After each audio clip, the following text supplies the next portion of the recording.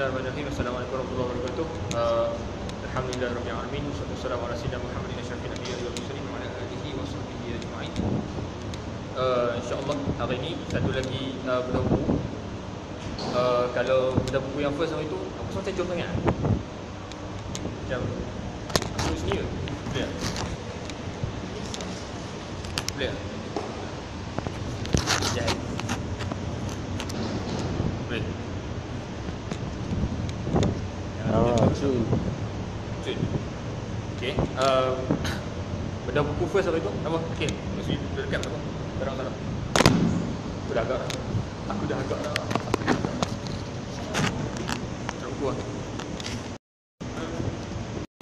Try ni oh. Boleh tak? Tak dah. Sendai apa?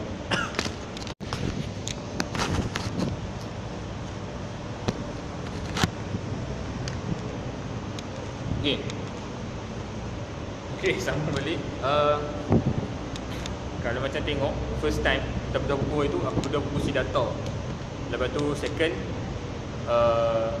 siapa dia? Kamarul bedah buku Sulalatus Salatin, Sejarah Melayu. Lepas tu yang buku ketiga ni buku NT University. Penerbit dia seperti buku. Okay, tapi sebelum aku masuk konten buku ni, sebelum aku cerita buku ni, cerita apa dan sebagainya, aku nak cuba set macam satu pentas lah. Macam nak letak background sikit universiti tu apa. Sebab aku ambil daripada Kamarul juga. Kamarul cerita macam itu, dia beritahu sejarah Melayu tu pada dia. Lepas tu dia habaq macam sikit background lah, orang Melayu ni dia asal dari mana, dia ada teori-teori orang Melayu mai dan sebagainya. Yang tu. Okay, so macam insya-Allah akan share pasal benda tu kan. Okay. First, masuk kataan universiti. Masuk kataan universiti tu aku cuba check banyak. Tak adalah banyak sangat research macam apa resource ke apa, aku tak check banyak sangat. Antara yang aku check, contoh Wikipedia bahasa Melayu, Wikipedia bahasa Inggeris. Aku buka dictionary, Oxford Dictionary untuk learner yang 7 edition tu. Lagi satu aku buka tadi, baru buka tadi dekat member. Aku buka encyclopedia. Aku nak cari perkataan, masuk perkataan universiti tu. Yang aku dapat daripada Wikipedia bahasa Melayu, dia habaq ambil daripada perkataan bahasa Latin, tu standard. Universitas Magistrorum et Scholarium. Maksudnya masyarakat, pakar dan penggaji. Yang tu daripada Wikipedia bahasa Melayu. Lepas tu perkataan universitas tu, bila aku check pada Wikipedia bahasa Inggeris, dia habaq maksud dia a whole, maksudnya menyeluruh. Kalau susah faham, semua tu tahu mungkin tak? A whole. Lepas tu aku check dictionary yang Oxford Dictionary tu, dia habaq an institution at the highest level of education where you can study for a degree or do research. Dia habaq betul. Basically dia punya maksud dia lebih kepada satu tempat, dia lebih rujuk kepada institusi tu. Hang boleh pergi sana, hang belajar. Lepas daripada hang belajar, hang buat research ke apa. Lepas daripada tu mungkin hang dapat sebelum ijazah, hang dapat degree, master, PhD dan sebagainya lah. Okay. Lepas daripada tu dalam buku yang dalam dictionary tu juga, bila aku check, lepas daripada perkataan university, dia main satu perkataan lagi, University of Life. Satu benda yang apa rasa orang tu sebut pembelajaran sepanjang hayat. Universiti dia guna istilah-istilah tu. Dan rasa macam ironi juga lah. Sebab lepas daripada tu terus dia pun University of Life. Dia habaq University of Life. Lepas tu dia cerita macam University of Life ni maksudnya hang belajar dalam pengalaman hang. Hang bukan ada satu macam khusus syllabus ke apa tak. Dia macam mungkin hang tak masuk universiti, hang tak masuk college, hang tak masuk apa, tapi bila hang belajar tu based on pengalaman, aku rasa more towards informal education. Dia macam belajar secara tak formal. Yang tu lah. Tu sikit sebanyak. Even encyclopedia yang aku check tadi dekat rumah member aku check balik, dia lebih kepada nak cerita universiti dengan college tu apa. Dia tak masuk universiti, perkataan apa, dan sepatutnya universiti ni macam mana. Dia tak bang dalam tu. So daripada definisi, aku boleh cerita pasal yang tadi tu je lah. Masuk universiti, dia ambil daripada perkataan apa. Dan okey, yang kedua, mindset orang awam pasal belajar tinggi. Yang tu aku ambil ni based on benda yang aku biasa dengar, benda yang mungkin aku dapat daripada kawan-kawan kot. dan sebagainya lah. Kau faham? Contoh, pengajian tinggi ni mereka kata nak bagi dapat kerja baik, nak bagi dapat kerja elok. Lepas tu mula daripada zaman orang tua, kalau macam tengok dulu kalau dekat dalam satu kampung seorang dapat lanjut pelajaran ke universiti mana-mana, boleh kata seluruh, contoh orang kampung tu semua pergi hantar, sebab dia macam seolah-olah dia represent harapan besar. Itu harapan Melayu saja ke semua tu? Yang aku survey ni Melayu je lah. Yang aku biasa dengar Melayu je lah. Kalau macam India, Cina aku tak sure. Sebab Melayu dulu payah nak masuk U dekat. Yes. Macam kota dan sebagainya kot. Macam UiTM kan, sebab isu orang Melayu ni macam masa tu kan macam perintah kan, Melayu kan banyak kat kampung. Okay. Semua yang ni ada. So kalau macam seorang tu boleh hantar pergi ke universiti dalam bandar, macam hebat lah. Okay. Itu satu hal. Satu lagi, akan relate universiti tu dengan kerjaya. Akan relate universiti dengan kerjaya balik. Maksudnya hang masuk universiti, hang belajar, dia start daripada sekolah. Dia start daripada sekolah UPSR. Lah ni UPSR lagi kan? Belum tukar lagi kan? UPSR, hang score, hang masuk sekolah bagus, sekolah menengah. Tu hang ambil PMR. Lepas tu skor lagi 8A kan, sekarang dah bukan PMR dah. Sekarang PT3 kan, PT3. Dulu SRP, tukar jadi PMR, waktu jadi PT3. Lepas tu hang skor PMR ataupun PT3. Lepas tu sambung hang masuk Form 5 SPM. Skor SPM untuk dapat tempat masuk matrik ataupun diploma lah. Ataupun kalau macam result hang bagus kan, straight terus mungkin nak masuk asasi dan sebagainya lah. Okay. Mindset tu sebab untuk kerja, dalam ni untuk jadi kerja, untuk cari kerja dan sebagainya. Mindset masa tu kan British. Mindset. Dia start daripada mindset. Macam mana? Kan kalau masuk jadi kerja kerajaan masa tu kan kira hebat lah. Okay. Betul kira kena ada kelayakan lah untuk jadi balaci kerajaan. Dia dapat jadi pegawai British tu kira hebat lah. Okay. Kena ada certain level of education dulu baru hang boleh jadi pegawai mereka kan. Okay, tak apa. Sebab dulu kan Melayu dengan British kan terlalu beza dia punya gap dia jauh.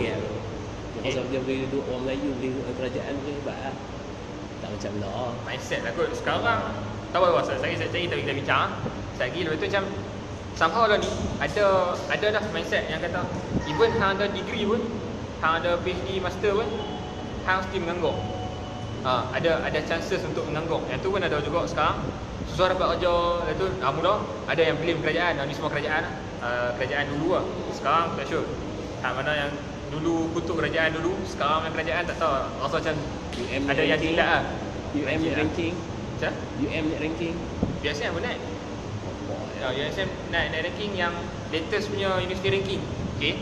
Lepas daripada tu but still lah, bila masuk universiti ni satu benda yang orang look up tu. Maksudnya orang macam okay, hang masuk universiti. Macam sampai sekarang orang respect lagi. Macam mana aku cakap tadi, educational system ni dalam view yang general, tempat budak-budak pandai survive. Kira dia score, habis score UPSR, PMR, SPM, masuk matrik, score 4 flat, masuk U. Habis masuk U, score juga. Hang dapat first class degree ke apa, hang akan dapat kerja. Yang tu mindset yang common lah setakat sampai sekarang. Okay, yang ketiga, benda yang tulis ni hakikat daripada pengalaman sendiri lah. Maksudnya bila masuk universiti, jumpa macam-macam jenis manusia. Bukan setakat pengurusan je. Pengurusan of course macam ada yang jilat kerajaan. Lepas tu karakter mahasiswa tu sendiri. Contoh, ada yang memang malah tak mau pergi kelas. Lepas tu macam macam mana, mereka macam tak mau pergi kelas, even mereka ada tempat dalam U.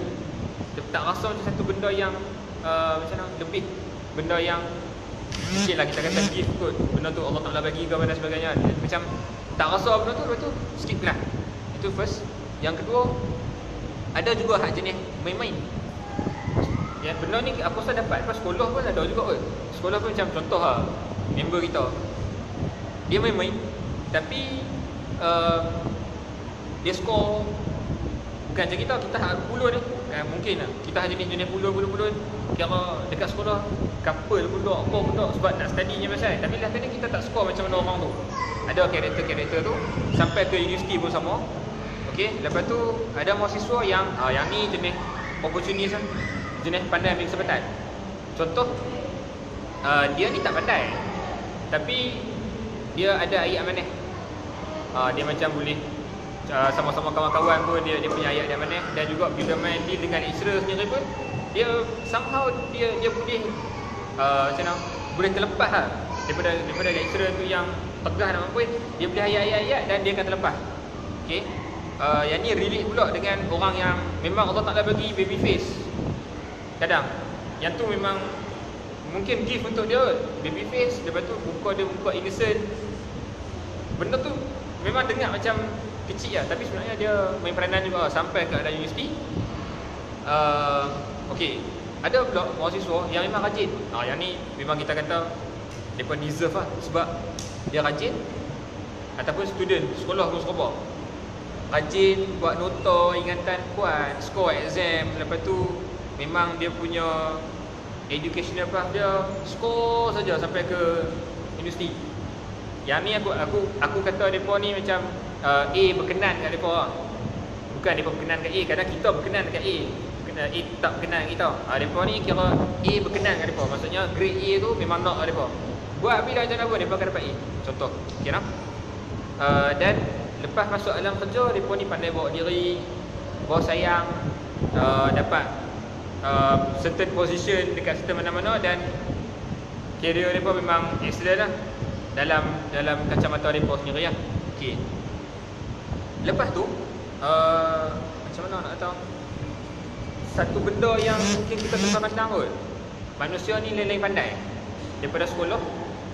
Contoh, dia tak boleh hadam subjek-subjek sejarah, bio, fizik, kimia. Dia memang tak boleh go. Tapi bila main application, bila main KH kan, yang bertukar-tukar tu, dia memang boleh kat situ. Maksudnya dia bukan bodoh, mereka ni pandai kot lain. Kita lain-lain pandai, kita manusia kira lain-lain pandai. Benda tu yang kadang-kadang macam kita terlupa nak appreciate. Kita lupa nak appreciate daripada sekolah sampai U. Standard lah. Kalau macam hang dapat point, macam pointer hang 2 point something, hang dah repeat, dah extend, orang takkan macam orang takkan taksub ke hang sebab hang extend, sebab hang repeat dan sebagainya. Tu benda yang aku nak address lah ni sebelum kita sembang pasal anti-university hari ni. Okay. Yang seterusnya, pandangan aku pasal universiti.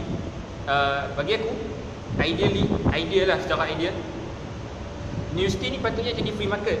Maksudnya hang boleh belajar apa saja hang nak, hang boleh study macam-macam, bila-bila punya hang nak dekat tempat tu, hang boleh. Lepas tu tak ada siapa nak halang hang, tak ada siapa boleh halang ataupun push hang kena ambil subjek ni, hang kena hantar assignment time ni. Sebab kalau ada macam benda yang mencengkam macam tu, freedom dekat universiti ni mungkin akan, ataupun maksud aku freedom untuk belajar ni akan restricted lah. Aku bagi contoh, kalau kita nak baca sejarah pasal Tanah Melayu, bila kita baca untuk exam dengan kita baca untuk kita nak tahu sejarah Tanah Melayu, dia beza. Kalau belajar untuk exam, hang kena paksa diri hang hafal tarikh ni, 15/11 Melaka jatuh, 1641 tahun ni jadi sekian, 1786 jadi apa. Benda tu macam hang kena sumbat masuk dalam kepala otak. Sebab tu perlukan akronim.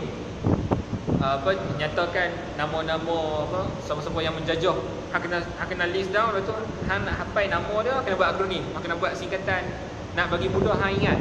Tapi kalau macam hang belajar benda tu SE aku cakap volunteer lah.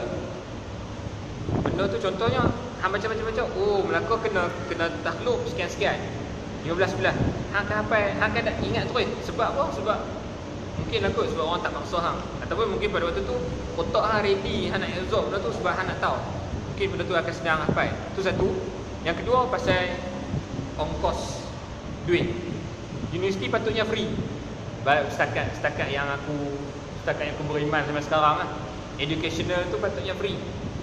Sekolah tu, kalau macam aku ingat lah, sekolah memanglah dia kata tak apa, yuran ni tak payah bayar, tapi still ada duit PIBG, itu yuran khas. Yuran tak payah bayar, tapi yuran khas ada. Sebab tu aku dulu lah. Dan kalau macam orang susah mungkin tak bayar. Yang tu macam ihsan lah, cikgu-cikgu akan bayar dan sebagainya lah. start daripada sekolah sampai ke universiti patutnya free je. Dana kerajaan lah, sepatutnya lah kan. Yang tu pendapat aku. Yang ketiga, okey, mahasiswa kan ataupun student lah, student universiti lah, patutnya liberal dalam bab dunia. Maksudnya open. Dia tak kekok bila orang nak bincang pasal ideologi lain. Contohnya, orang nak sembang kat hang, macam contoh hang member hang seorang atheist, member hang seorang agnos, dia boleh share view dia kat hang dan tanpa hang rasa macam oh habis hang rosak akidah aku. Tak ada. Patutnya open macam tu. Tapi pada masa yang sama hang ada pendirian hang lah. Bila hang baca hang jumpa dengan macam-macam jenis ism, hang tak rasa macam oh ism ni akan ubah aku, sekularisme ni akan ubah aku, liberalisme akan ubah aku. Tak. Sepatutnya tak wujud rasa takut macam tu. Sebab apa? Sebab macam mana? Hang boleh masuk universiti sebab hang ni orang yang akal hang cerdik. Takkan orang yang akal cerdik ni akan goyah dengan macam mana? Takkan akal goyah tu boleh macam mana? Pendirian hang boleh goyah dengan satu benda yang orang lain nak letak kat hang. Contoh kita orang Islam, ini ambil tradisi orang Islam, common dia akan kata oh kita ikut apa Quran Sunnah cakap lah. Quran Sunnah cakap apa, okey, kita pegang betul-betul. Takkan kepegangan hang dengan Quran Sunnah tu terlalu lemah, longlai, sampai bila orang main nak cerita kat hang pasal liberalism, hang dah takut dah. Cerita. Bukannya dia nak suruh hang ikut liberalism tak. Cerita je. Satu lagi bincang bab Buddhism ke Hinduism ke apa semua, kita dengar dulu. Sebab somehow ada je kajian orang cakap mungkin Buddha tu salah seorang Nabi. Tapi bukannya kita nak ikut Buddhism tu dalam hidup kita, ganti tu Islam tak. Bukan benda tu. Kita macam just nak macam mana, kita just open nak bincang dan nak raikan diversity yang ada. Yang tu je lah. Yang tu setakat mana yang aku nak suggest lah. Patutnya open enough lah untuk bincang benda-benda tu. Okey, lepas daripada tu kajian dekat universiti patutnya tak terhad disebabkan dana tak cukup. Sepatutnya dulu ada masalah ni lah kan, tender universiti ni apa macam mana nak kata, disebabkan tak ada duit. Aku rasa kalau macam orang nak apply subjek research pun kena tengok dulu ada peruntukan ke tak. Yang tu memang ada masalah lah sebelum ni. Sekarang aku tak sure. Tak tahu lah Dr. Mazli Malik mungkin nak ubah, nak reform ke apa. Wallahualam lah, mudah-mudahan mudah lah kan. Yang kelima, suara tak disekat. Maksudnya freedom of speech, expression. Tak dulu, pernah dulu apa, macam contoh benda mudah macam nak buat pelancaran buku, macam mana? Nak buat forum cerita pasal dia prosedur nak tapis. Aku rasa benda ni faham kot. Tajuk tak boleh nak izin kerajaan pada waktu tu. Lepas daripada tu forum, siapa ahli panel, siapa dia yang nak masuk. Macam besok aku buat program dengan IPSI. Apa sebelum nak sign tu, nak lulus apa semua tu, dia siap call presiden IPSI tanya apa pendirian pasal isu kalimah Allah, apa pendirian pasal sekian. Dan presiden IPSI macam jawab je lah, dia tak, yang ni pendirian kami macam ni. Dia nak secure sampai tahap tu. Bukanlah sampai tak ada restriction. Macam contoh siapa-siapa mana penganas mana nak masuk universiti boleh. Tak, bukan pasal macam tu. Kita nak sekurang-kurangnya ada ruang macam untuk orang yang bukan daripada mainstream untuk join juga discussion. Macam tak ada lah macam terlalu kita kata singkat ataupun terperosok sangat lah mindset yang ada kat universiti kan. Sepatutnya macam tu lah. Okay. Tapi bukanlah terlalu open, terbuka sampai hang tak ada adab. Hang boleh maki orang tu suka hang tak? Kan? Yang tu bukan ciri-ciri orang cerdik. Orang cerdik kalau macam contoh kan Nabi Musa dulu pernah bila macam Bani Israel duk uji dah. Macam Bani Israel ni dia jenis kilah. Dia sangat pandai kilah. Lepas tu Nabi Musa sampai cakap a'udzubillahi an akuna minal jahilin. Perkataan jahil tu bukannya rujuk pada bodoh. Nabi Musa tak bodoh. Cuma Nabi Musa tak mau sampai tahap dia marah sampai akal dia tak boleh fikir waras. Sebab sebelum tu pernah jadi lah. Nabi Musa hilang kontrol sah, dia rimuk seorang mati. Yang tu cerita dalam surah Taha. Lepas tu bila macam perkataan jahil tu maksudnya dia tak boleh kontrol diri dia sendiri. Dia mungkin dia tak boleh berfikiran waras. Dia macam kita kata macam mana, tak boleh kontrol emosi, senang marah dan sebagainya kan. Okey. Yang tu yang kelima. Yang keenam, dari segi invention. Invention ni maksudnya penciptaan yang macam mana yang kita tengok dalam filem-filem lah. Kira sains teknologi lah, apa benda, lab lah semua. Mungkin kot kita boleh sama-sama fikir macam mana nak wujudkan satu lab yang dia fleksibel untuk semua bidang sains buat kajian kat situ. Dia sounds hard, memang macam susah lah. Macam engineer lain, pharmacist lain, microbiologist lain. Tapi kalau boleh buat satu lab yang boleh rangkum semua, mungkin satu benda yang hebat yang contoh Malaysia boleh hasilkan. Contoh tu yang nombor 6. Nombor 7, okey, yang tu antara benda yang disebut dekat dalam buku ni pasal mahasiswa dengan masyarakat. Sebab apa? Kita dah biasa dah duduk dengan kelompok budak-budak universiti. Budak-budak universiti mereka ada budaya mereka sendiri, mereka ada macam mindset mereka sendiri. Jadi bila wujud benda-benda tu, kita nak main duduk dengan orang-orang, kita kata maaf, bukannya nak hina, kita nak duduk dengan marhim, kita nak duduk dengan orang yang tak pernah masuk universiti, orang yang mungkin SPM dia pakai 9 contoh. Bila kita nak duduk dengan mereka, kita mungkin ada satu mindset kita macam, aku belajar tinggi, dia ni masuk universiti pun tak. So bila nak cakap tu bidang lain, duduk dengan orang tua-tua contoh, Mereka nak sembang pun, mereka akan cerita bidang kerja mereka. Macam mana kita yang kata tu, kita ni pandai nak macam contoh ulang menyusun akang kan. Macam nak menyusun akang tu pun kita ada ego kita sendiri. Patutnya barrier tu tak. Sebab apa? Kita masuk universiti, contohlah dengan tajaan dan sebagainya, tu biar rakyat tu. Duit tu kira macam duit masyarakat.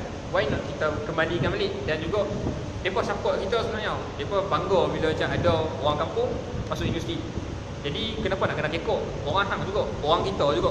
Benda tu patutnya jangan ada mindset macam tu lah. Macam antara dua darjat, okey aku belajar universiti, hang tak. Jangan ada benda tu, tak bagus. Dan yang ke-8, mahasiswa patutnya tak terikat dengan kerajaan. Maksud aku sekarang bukan kerajaan sebelum ni saja, mana-mana kerajaan. Even kalau nanti PAS pegang kerajaan pusat pun tak terikat dengan PAS. Aku bawa main perkataan, patutnya mahasiswa dia marhim sentrik. Maksudnya dia pro kepada rakyat, pro kepada masyarakat, bukannya political party sentrik, ataupun kita kata pro kepada parti-parti politik kan. Ada juga dulu macam sebut tak apa, kita pro kepada PAS ke PKR ke, sebab dia bukan kerajaan. Tapi sekarang situasi dia dah berbeza dah. Dan mereka dah pegang dua negeri. Contoh PAS pegang dua negeri, PH dia pegang persekutuan kan, even bukan majoriti lah. So benda tu kita kena sesuaikan balik dengan apa yang kita bincang dulu. Dan yang terakhir, sebelum masuk dalam buku ni, mahasiswa patutnya atau budak-budak universiti lah, patutnya banyak baca buku apa jenis pun. Dia macam ikut minat dah.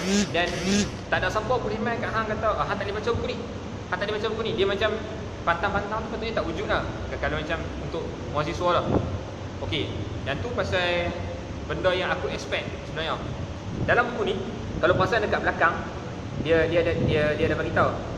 Macam ayat Allah dia kata secara jujurnya, dia kata apa yang terlintas dalam fikiran saudara dan saudari apabila terbaca tajuk buku anti-universiti. Aku tengok dia punya kulit depan, atas gambar Buddha. Kalau perasan lah, atas dia gambar. Aku assume yang dia ni Buddha. Dan yang lain-lain ni macam pengikut-pengikut lah. Kita kata samana dah, sami-sami tu yang ikut Buddha. Dan bawah ni movie kot, kalau tak silap, Captain Fantastic movie kot. Tapi aku tak tengok lagi cerita ni, so aku tak nak komen pasal cerita ni. Yang aku boleh relate cover buku ni gambar atas dengan anti-universiti. Buddha bukannya masuk universiti pun. Buddha bukan masuk universiti, tapi dia cari kebenaran sampai dia jumpa dengan cara dia tak masuk mana-mana institusi. Dia kelang-kelang, aku dapat tahu dah benda ni dah. Satu lagi, kalau nak relate dengan dunia Islam, contohnya sahabat-sahabat dulu, Ibnu Abbas misalnya. Ibnu Abbas memang Nabi sampai bagi macam kita kata pengiktirafan lah. Ibnu Abbas dia kalau tafsir Al-Quran betul tafsiran dia sampai tahu tu. Padahal dia belajar dengan siapa? Dia belajar dengan Nabi lah. Dan kalau tengok balik dulu, Nabi tu adalah institusi. Orang belajar dengan Nabi. Lepas tu main sahabat-sahabat Nabi, setiap seorang mereka ni alim dalam bidang sekian-sekian, dan mereka adalah institusi tu.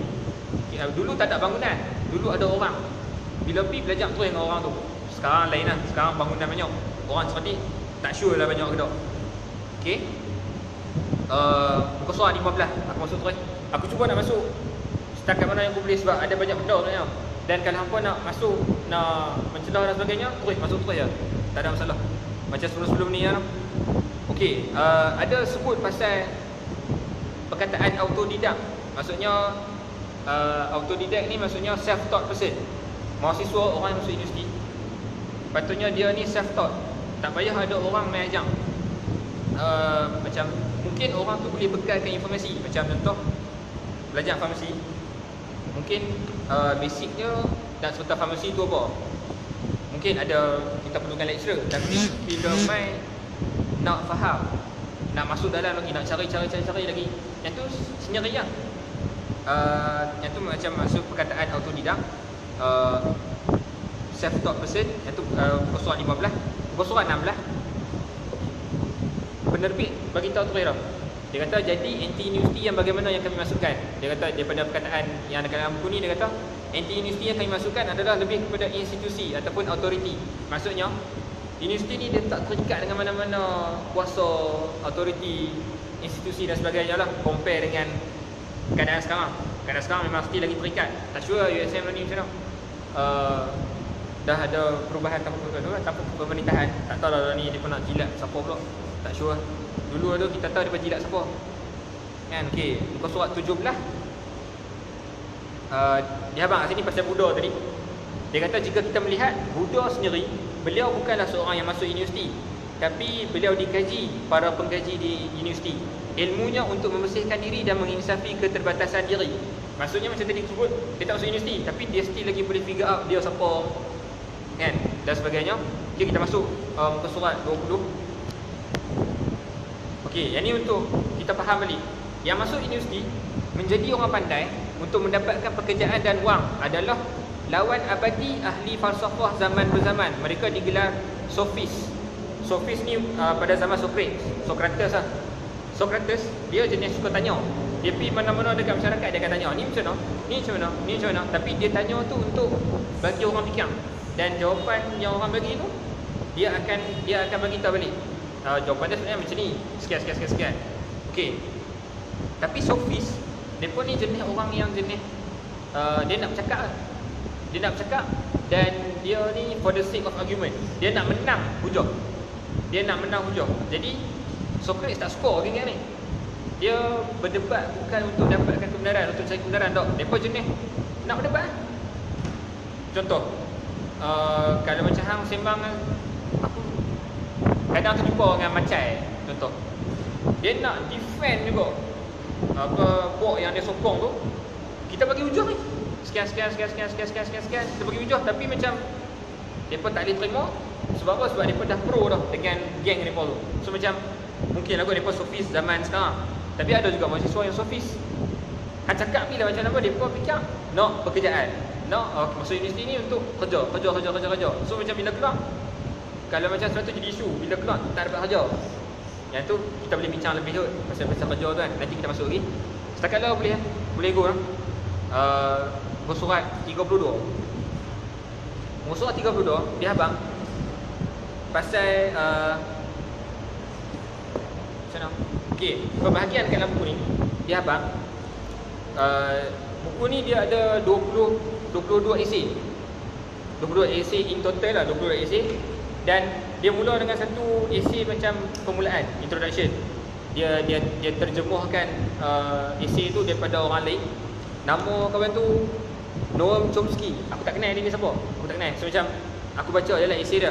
Lepas daripada tu dekat dalam ni dia habaq antara tugas-tugas universiti ataupun tugas-tugas sistem pendidikan. Dia kritik lah sebenarnya.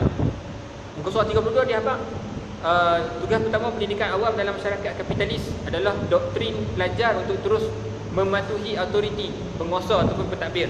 Benda tu tak jauh dengan kita.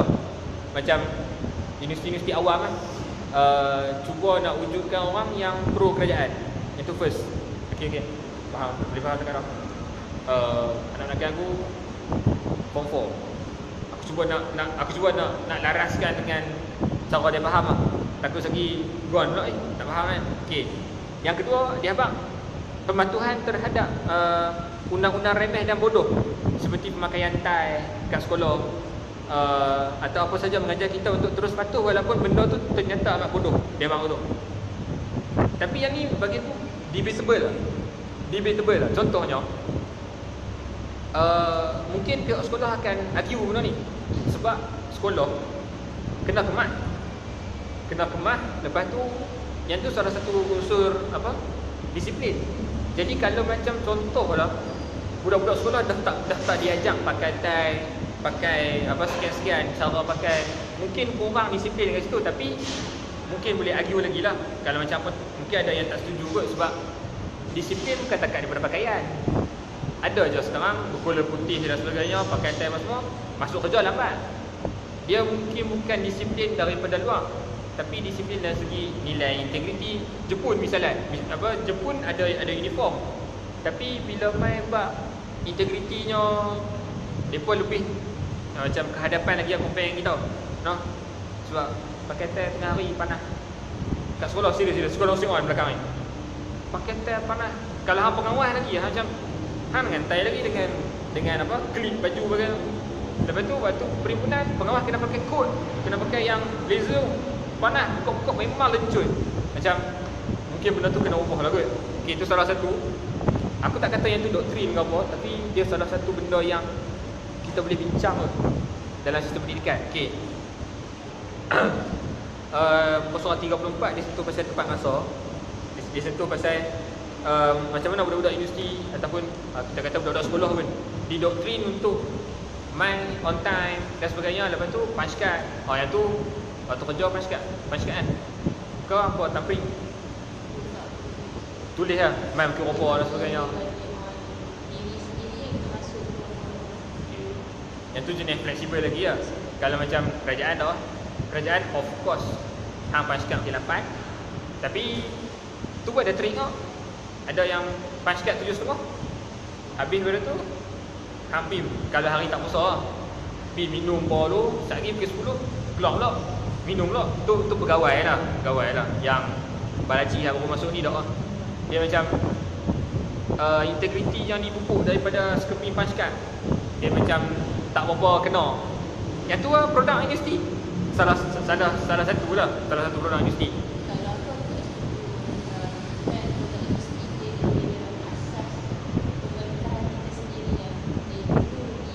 Okay. Sebab kita tahu yang bagi aku asas pemerintahan kita yang mengajar mendidik masyarakat itu.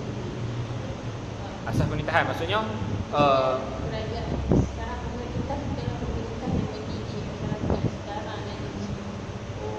kira budaya dalam pegawai-pegawai. Macam tu. Budaya sama juga dalam pendidikan. Budaya segi-segi tak ada skop kerajaan. Okay.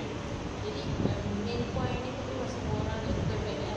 Dan perkara kerajaan sekarang kita berharapnya lebih baik sebab asal dia ni pun Okay. masyarakat cuma ambil contoh Daripada autoriti lah. Tapi macam kalau masyarakat yang bijak tu dia boleh menilai lah. Tapi berapa banyak masyarakat yang macam hampa ni nak sedangkan masyarakat lain. Ingatnya aku sendiri pun macam tegur adik aku ni susah apa sebab kita dah terikat dengan sekolah, pendidikan. aku rasa macam contoh lah kan, masyarakat dia satu nilai ketaatan tu lah. Macam yang bincang dalam sejarah Melayu, orang Melayu ni dia taat apa buat adat. Dia punya konsep buat adat, caranya taat dan derhaka tu satu lah. Satu lagi sebab kadang hang terdesak. Contoh, orang susah, dia memang macam mana pun dia kata anak aku ni dia kena mengaji pandai, dia nak ubah, dia nak ubah nasib keluarga. So macam mana pun hang kena berbaik lah. hang kena skor, hang tak boleh kena buang sekolah. Hang tak boleh ada masalah dekat matrik, hang tak boleh kena buang universiti, kena gantung pun tak boleh. Kalau kena tu mungkin hang tak ada kerja apa ni. Mungkin benda tu. So daripada orang yang terdesak tu mungkin senang kena manipulate lah. Yang tu atau pendapat aku lah. Yang pasal apa? Kita kata doktrin daripada universiti ataupun pemerintah tadi tu noh. Okey, baik. Muka surat 35. Disebut pasal semua juga nak macam mana? Nak doktrin kita untuk letakkan sebuah kepercayaan kepada penguasa kerajaan, dan kita kata kerajaan memiliki jawapan mutlak pada sesuatu masalah, daripada kita sendiri yang cari jalan permasalahan ataupun jalan penyelesaian dan mempersoalkan tentang apa yang telah dimaklumkan oleh mereka. Maksudnya critical thinking. Critical thinking ni dah kena bunuh lah. Lepas tu duduk kat universiti sebab macam kita dah ada mindset dah. Contoh, kalau orang tu berbeza, aku rasa sebelum-sebelum ni kalau lain daripada mainstream, contohnya orang kata okey, aiskrim ni sedap.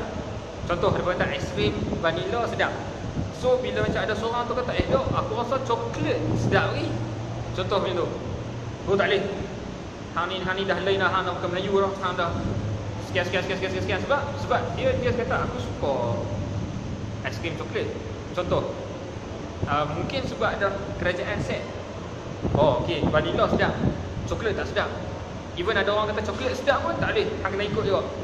Macam dia tak menggalakkan diversity je. Tu antara benda. Tapi benda tu tak payah masuk universiti pun. Ada je dalam masyarakat yang tak masuk universiti pun ada juga. No? Baik, seterusnya muka surat 38. Ni aku quote lah. Aku rasa kena buat poster benda ni. Sebab dia kata sebahagian besar yang diajar pada masa kini di sekolah-sekolah awam, menengah atau rendah hanyalah untuk kontrol sosial atau doktrinisasi politik, untuk terus membuatkan masyarakat terus peka, bisu dan buta akan realiti sebenar yang terjadi, dan untuk mengelakkan dari manusia mendapat kehidupan yang selayaknya tanpa dirantai mana-mana pihak. Kita kena rantai dengan banyak benda, autoriti, hutang, hang nak lulus juga ada. Dan tu antara yang mengikat sekarang ni, gari kaki tangan semua. Dan dalam family pun mungkin ada gari juga. Bila ada mindset yang salah dekat dalam family. Nanti kita bincang lain lah. Okey. Aku terus masuk esei pertama, muka surat 56. Aku quote lah benda ni. Seperti yang dinyatakan, yang ditanyakan oleh seorang anggota SJPF. SJPF ni satu macam pertubuhan. Esei first cerita pasal stateless people dekat Sabah, dan macam mana fungsi mahasiswa untuk tangani isu tu. Dan SJPF ni satu badan, aku tak ingat dia punya nama penuh ada,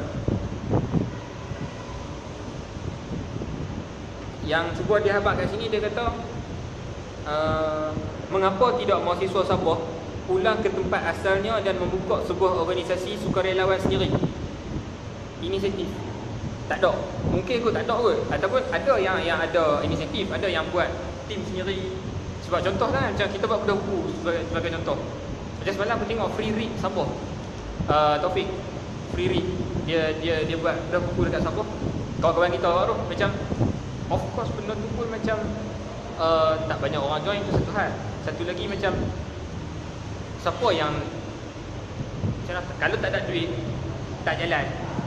Siapa yang nak duduk macam contoh duduk macam ni, duduk bincang pasal buku dan cuba nak just nak jadi kritis je. Just nak jadi critical je. Dan duduk sejam 2 jam. Kemudian balik rumah, tulis something, publish, share ke orang, just nak bagi mindset yang lama, yang mindset yang apa yang ada masalah tu untuk berubah. Tak ada dekat sekolah tak tahu ada ke tak? Okey.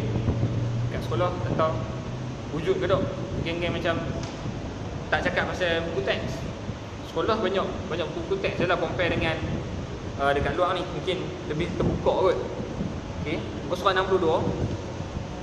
Ini kalau aku pergi quote by quote lah. Aku pergi quote by quote muka surat 62. Pembelajaran adalah hak asasi manusia yang perlu dipertanggungjawabkan oleh kita semua.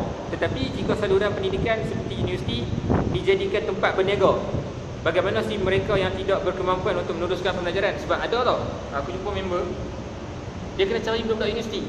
Dia punya payment dia based on berapa banyak student universiti yang dia dapat rekrut masuk ke dalam college dia. Macam dia jadi bisnes lah. Benda tu jadi bisnes. tak tahu dah apa pasal jumpa dah. Aku tak sure apa pasal jumpa dah. Tapi ada member aku memang kerja tu. Dulu lah. Dah ni dah habis dah. Okey, muka surat 63. Dia kata untuk apa ada kalau hanya melahirkan hamba untuk sistem. Dia persoalkan pada universiti. Memang kebanyakan esei dalam ni dia memang melawan kepada universiti lah. Universiti yang sekarang ni dalam erti kata authority tadi tu lah. Dia kata untuk apa ada universiti, dia kata kalau macam lawan apa hanya melahirkan hamba untuk sistem. Lepas tu dia kata ikut penulis ni, pada pendapat aku tidak perlu langsung. Dia kata itu sebab aku melawan hal ni. Aku tak kata lah tak perlu langsung universiti. Maksud aku tak perlu langsung institusi orang-orang pandai.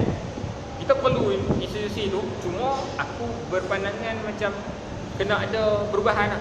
Dia tak boleh ikut sistem macam sebelum ni. Dia tak boleh just macam follow je lah. Yang sebelum ni macam tu juga. Dia tak ada perubahan langsung. Setakat dah boleh lah. Kita faham lah. Soalan 63. Isi nombor 3. Ada apa dengan A? Dia memang ada apa dengan A tu, dia macam hurai pasal terlalu sangat orang ni nak kejang A, jadi hamba A, penyembah A. Dia cakap macam tu. Dia kata pendidikan nasional negara kita lebih kepada suatu sistem kasta di mana sekolah menjadi platform jurang pendidikan. Pelajar-pelajar yang memperoleh A yang banyak akan terus diagungkan dan diangkat masuk ke kelas atasan, manakala pelajar-pelajar yang memperoleh A yang sedikit akan terus dicampur ke kelas bawahan. Kat sekolah tu orang hak duduk kelas depan, cikgu-cikgu yang mengajar tu cikgu-cikgu bagus tak? Ke cikgu-cikgu yang tak bagus? Kelas depan contoh cikgu-cikgu bagus kan? Macam kat sekolah seorang pun serupa sebut tu seorang sekolah aku lebih cikgu-cikgu untuk kelas, contoh kelas S, Sentosa dan sebagainya. Dia kata sekolah budak-budak slow, kelas budak-budak slow. Macam cikgu-cikgu tu jenis bukan cikgu-cikgu yang dia ni dapat anugerah, dia ni boleh bagi orang faham sekian-sekian, budak-budak sekian-sekian, tak boleh. Tapi kalau budak-budak kelas depan, cikgu-cikgu semua cikgu-cikgu top. Sebab apa? Sebab nak bagi budak-budak ni macam lagi boleh. Yes. Yang pandai makin pandai, yang bodoh tak tahu maintain bodoh, tak sure. Budak tu dia dah wujudkan kasta. Kalau dalam sistem pendidikan kasta wujudnya tu, aku tak terkejut lah dalam universiti pun ada. Macam dia ni geng-geng dekan, ni geng-geng 3.0, yang ni budak-budak repeat. Padahal diversity tu macam patutnya diraikan lah, compare dengan macam mana dibeza-bezakan macam tu. Kalau daripada sekolah dah ada masalah macam ni lah. Aku tak kata lah jangan dapat A. Ada orang jangan belajar balik rumah, tak buat orang PP, aku tak dapat A tak. Pula lah untuk dapat A. Cumanya jangan beza-bezakan. Salah kau kalau macam cikgu yang depan, yang tu kelas depan tu, dia transfer pergi kat kelas belakang, lepas tu ajak guna dia punya ability dia sebagai cikgu untuk ajak budak-budak yang kita kata tak apa nak boleh belajar. Salah lah benda tu. Macam betul lah nak matlamat sekolah nak kejam. Tahun ni kena ada sekian-sekian banyak orang skor sekian-sekian. So macam kalau dia target 40 orang skor straight A, kelas depan tu 40 orang 40 orang tu je lah.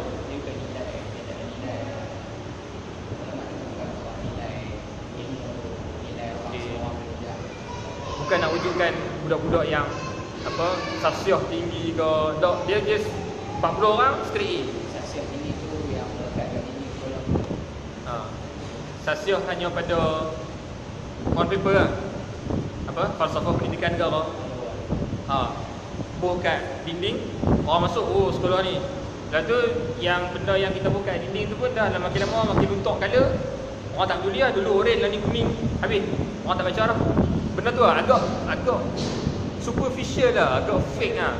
Untuk sama orang universiti pun, Apex University misalnya, Research University. Sama bila dah kata dekat universiti kan, produk pendidikan ni boleh bawa ni. Buku yang fix boleh bawa ni. Buku ni bukan cerita pasal universiti saja. Dia memang dia start daripada bawah. Dia habaq pasal sekolah. Dia start daripada sekolah tu lagi. Tapi macam mana? Agak amazing juga lah, sebab kita fokus dekat benda yang sat. Contoh, kalau aku umur 25, aku start masuk sekolah, tadika umur 6 tahun. 6 tahun, okey, 6 masuk sekolah umur 7 tahun sampai 17 sekolah. Maksudnya 10 tahun habis masuk kat sekolah. Campur dengan tadika tadi 11 tahun. 9 atau 11 tahun. 11 tahun masuk matrik setahun, belajar universiti 4 tahun. Basically lah, kalau macam doktor tu 5 tahun. So 11 tahun tadi campur dengan 5 tahun, 16 tahun. Maksudnya 16 tahun formal education. Kalau aku umur 60, kalau aku umur 60 tolak 16 tadi, aku dah lagi 44 tahun. Sepatutnya informal education aku 44 tahun. Compare dengan 16 tahun je aku belajar dekat secara formal. Jadi macam kalau 16 tahun ni yang aku belajar secara formal ni, aku nak declare benda tu boleh bentuk aku as a whole manusia, tak cukup lah. Sebab 44 tahun lagi tu aku tak tahu mana. Mak pak aku ajak daripada kecil. Lepas tu sampai aku nak mati esok ni, macam aku still lagi belajar. Tu tak kira lagi main dengar kuliah. Tu tak kira lagi waktu duduk macam ni bincang, orang lain ada macam mindset lain. Bila debate dan sebagainya, orang bagi tahu apa mindset dia yang lain dan sebagainya, mungkin benda tu boleh ubah diri aku juga.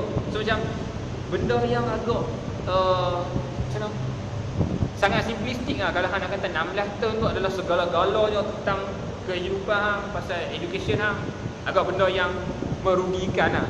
Okay, kita masuk ke dalam lagi lah. Muka surat 70. Yes, muka surat 69. Perkataan ni bagi aku agak win lah. Dia cakap ilmu tu bukan untuk si pandai pemalas, tapi si bodoh yang rajin. Dia cakap macam, kalau contoh orang tu dia rajin, dia sedar diri bodoh, terus nak pergi belajar continuously, nak study sampai pergi tanya guru dan sebagainya, dia akan jadi orang yang berguna sebenarnya. Compare dengan orang yang kita kata dia pandai tapi malas. Genius tau, dia memang dia born genius. Memang dia boleh faham something tu dengan sat je dia boleh faham, tapi compare dengan macam mana? Compare dia tu malas. Tahu, malas dah benda ni senang lah. Tu aku setujulah dengan quote buku ni. Surat 70. Dia quote daripada buku Intelektual Masyarakat Membangun, Syed Hussein Alatas. Dia sebut pasal ciri-ciri orang pandir. Pandir ni apa? Pandir tu Pak Pandir tu maksudnya bodoh kan? Kau macam mana? Sebab dia guna macam mana? Pelagak pandai. Okey. Dia sebut dalam ni, dia quote daripada buku yang Intelektual Masyarakat Membangun tu. Dia cakap ciri-ciri orang yang pandir utama ialah satu, dia tak mampu mengenali masalah. Dia tak boleh kenal masalah. Itu satu. Kedua, jika diberitahukan permasalahan itu kepadanya, dia tidak mampu menyelesaikannya. First, dia tak boleh detect masalah. Kedua, ada orang bagi tahu masalah, dia tak boleh bagi solusi. Yang ketiga, dia tak mampu mempelajari apa yang diperlukan. Dia lebih kepada belajar. Dia belajar sebab belajar syllabus. Yang keempat, tak mampu mempelajari seni belajar. Ini macam bagi aku agak mendalam juga seni belajar ataupun cara nak faham, cara nak belajar something, nak hadam something. Yang kelima, biasanya dia tidak mengakui kepandirannya. Maksudnya dia bodoh, tapi bila orang explain dah, dia tak mengaku dia bodoh. Dia still lagi pegang dengan hakikat untuk diri dia. Kata aku pandai, aku tahu dulu. Tapi macam sebenarnya tak tahu. Bila orang abang ada, mungkin dia susah terima benda tu kan. Boleh masuk dalam jabatan kerajaan, banyak orang macam ni. Surat 71. Dia kata, penulis ni sebut, dia kata saya juga suka menggelarkan si pentaksub A ni sebagai najis dalam pendidikan. Dia kata najis dalam pendidikan, dia kata jangan dilupa najis tidak terhasil dengan sendirinya, kecuali ada yang menghasilkannya, membentuk najis-najis itu sendiri.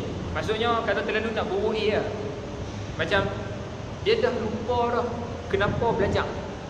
Ni untuk budak sekolah kot, yang still lagi dekat sekolah. Masuk sekolah, anak belajar, anak jadi orang yang berguna kepada masyarakat sebenarnya, bukan sekadar nak skor. Sebab tu yang akan wujud orang-orang yang menyeru. Orang menyeru ni sebab hang satu, dia tak pandai, dan dia macam mana, somehow dia kena dapat A. So dia desperate. Disebabkan desperate, ada orang komen. Blok komen. Tak apa. Kau ada soalan ke apa? Tak. Kalau ada nanti bagi tahu lah. Yang pasal orang menyeru tu mungkin sebab desperate lah. Sebab macam mana? Dia sistem lah. Sometimes sistem, sometimes masyarakat. Macam-macam bawang. Contoh, weh hang anak hang dapat apa?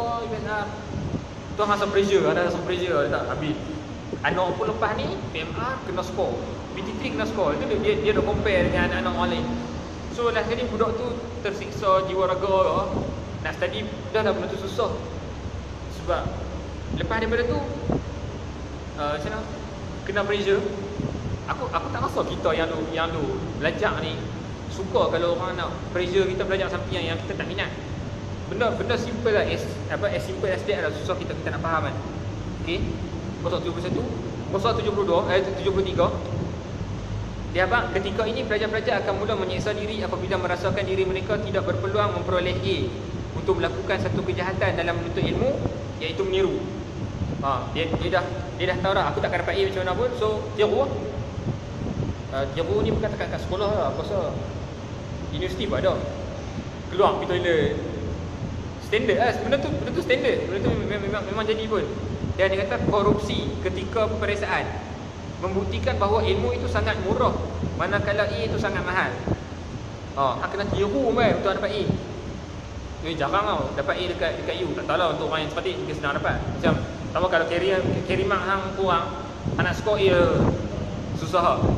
Lepas tu mereka akan cuba meniru demi menyelamatkan grade mereka. Kemudian adalah, so jangan terkejut lah ada yang beli PhD. Jangan terkejut lah, dekat universiti pun ada orang tiru. Tempat yang berlambak orang cerdik, ada orang menyeru. Orang cerdik yang menyeru. Macam dia beli PhD tak ada apa, tak ada masalah. Okey, yang tu essay 3 essay keempat. Tajuk dia pun bagi aku dah menarik lah. Dia kata Ana nak tanya Enta, kenapa Enta masuk universiti? Cuba tukar siapa tulis. Ben Sali tulis. Of course dia tulis. Kan? Dia dekat dalam ni dia memang menganjing lah. Contoh ayat dah, baik Enta, kenapa Ana mukadimahkan ini semua dengan menceritakan tentang barisan hadapan orang-orang kiri. Dia habaq nama-nama kiri, Syariati. Dia habaq nama pelik-pelik yang mungkin aku jarang jumpa nama-nama tu. Kurang baca. Dia sebut Dr. Burhanuddin Hilmi pergi ke mana, Anwar Ibrahim dia sebut, Isyamuddin Rais, dia quote lah orang yang against mainstream lah. Dia sekarang Anwar Ibrahim mainstream. Okay? Kena take note lah. Anwar Ibrahim mainstream sekarang lah.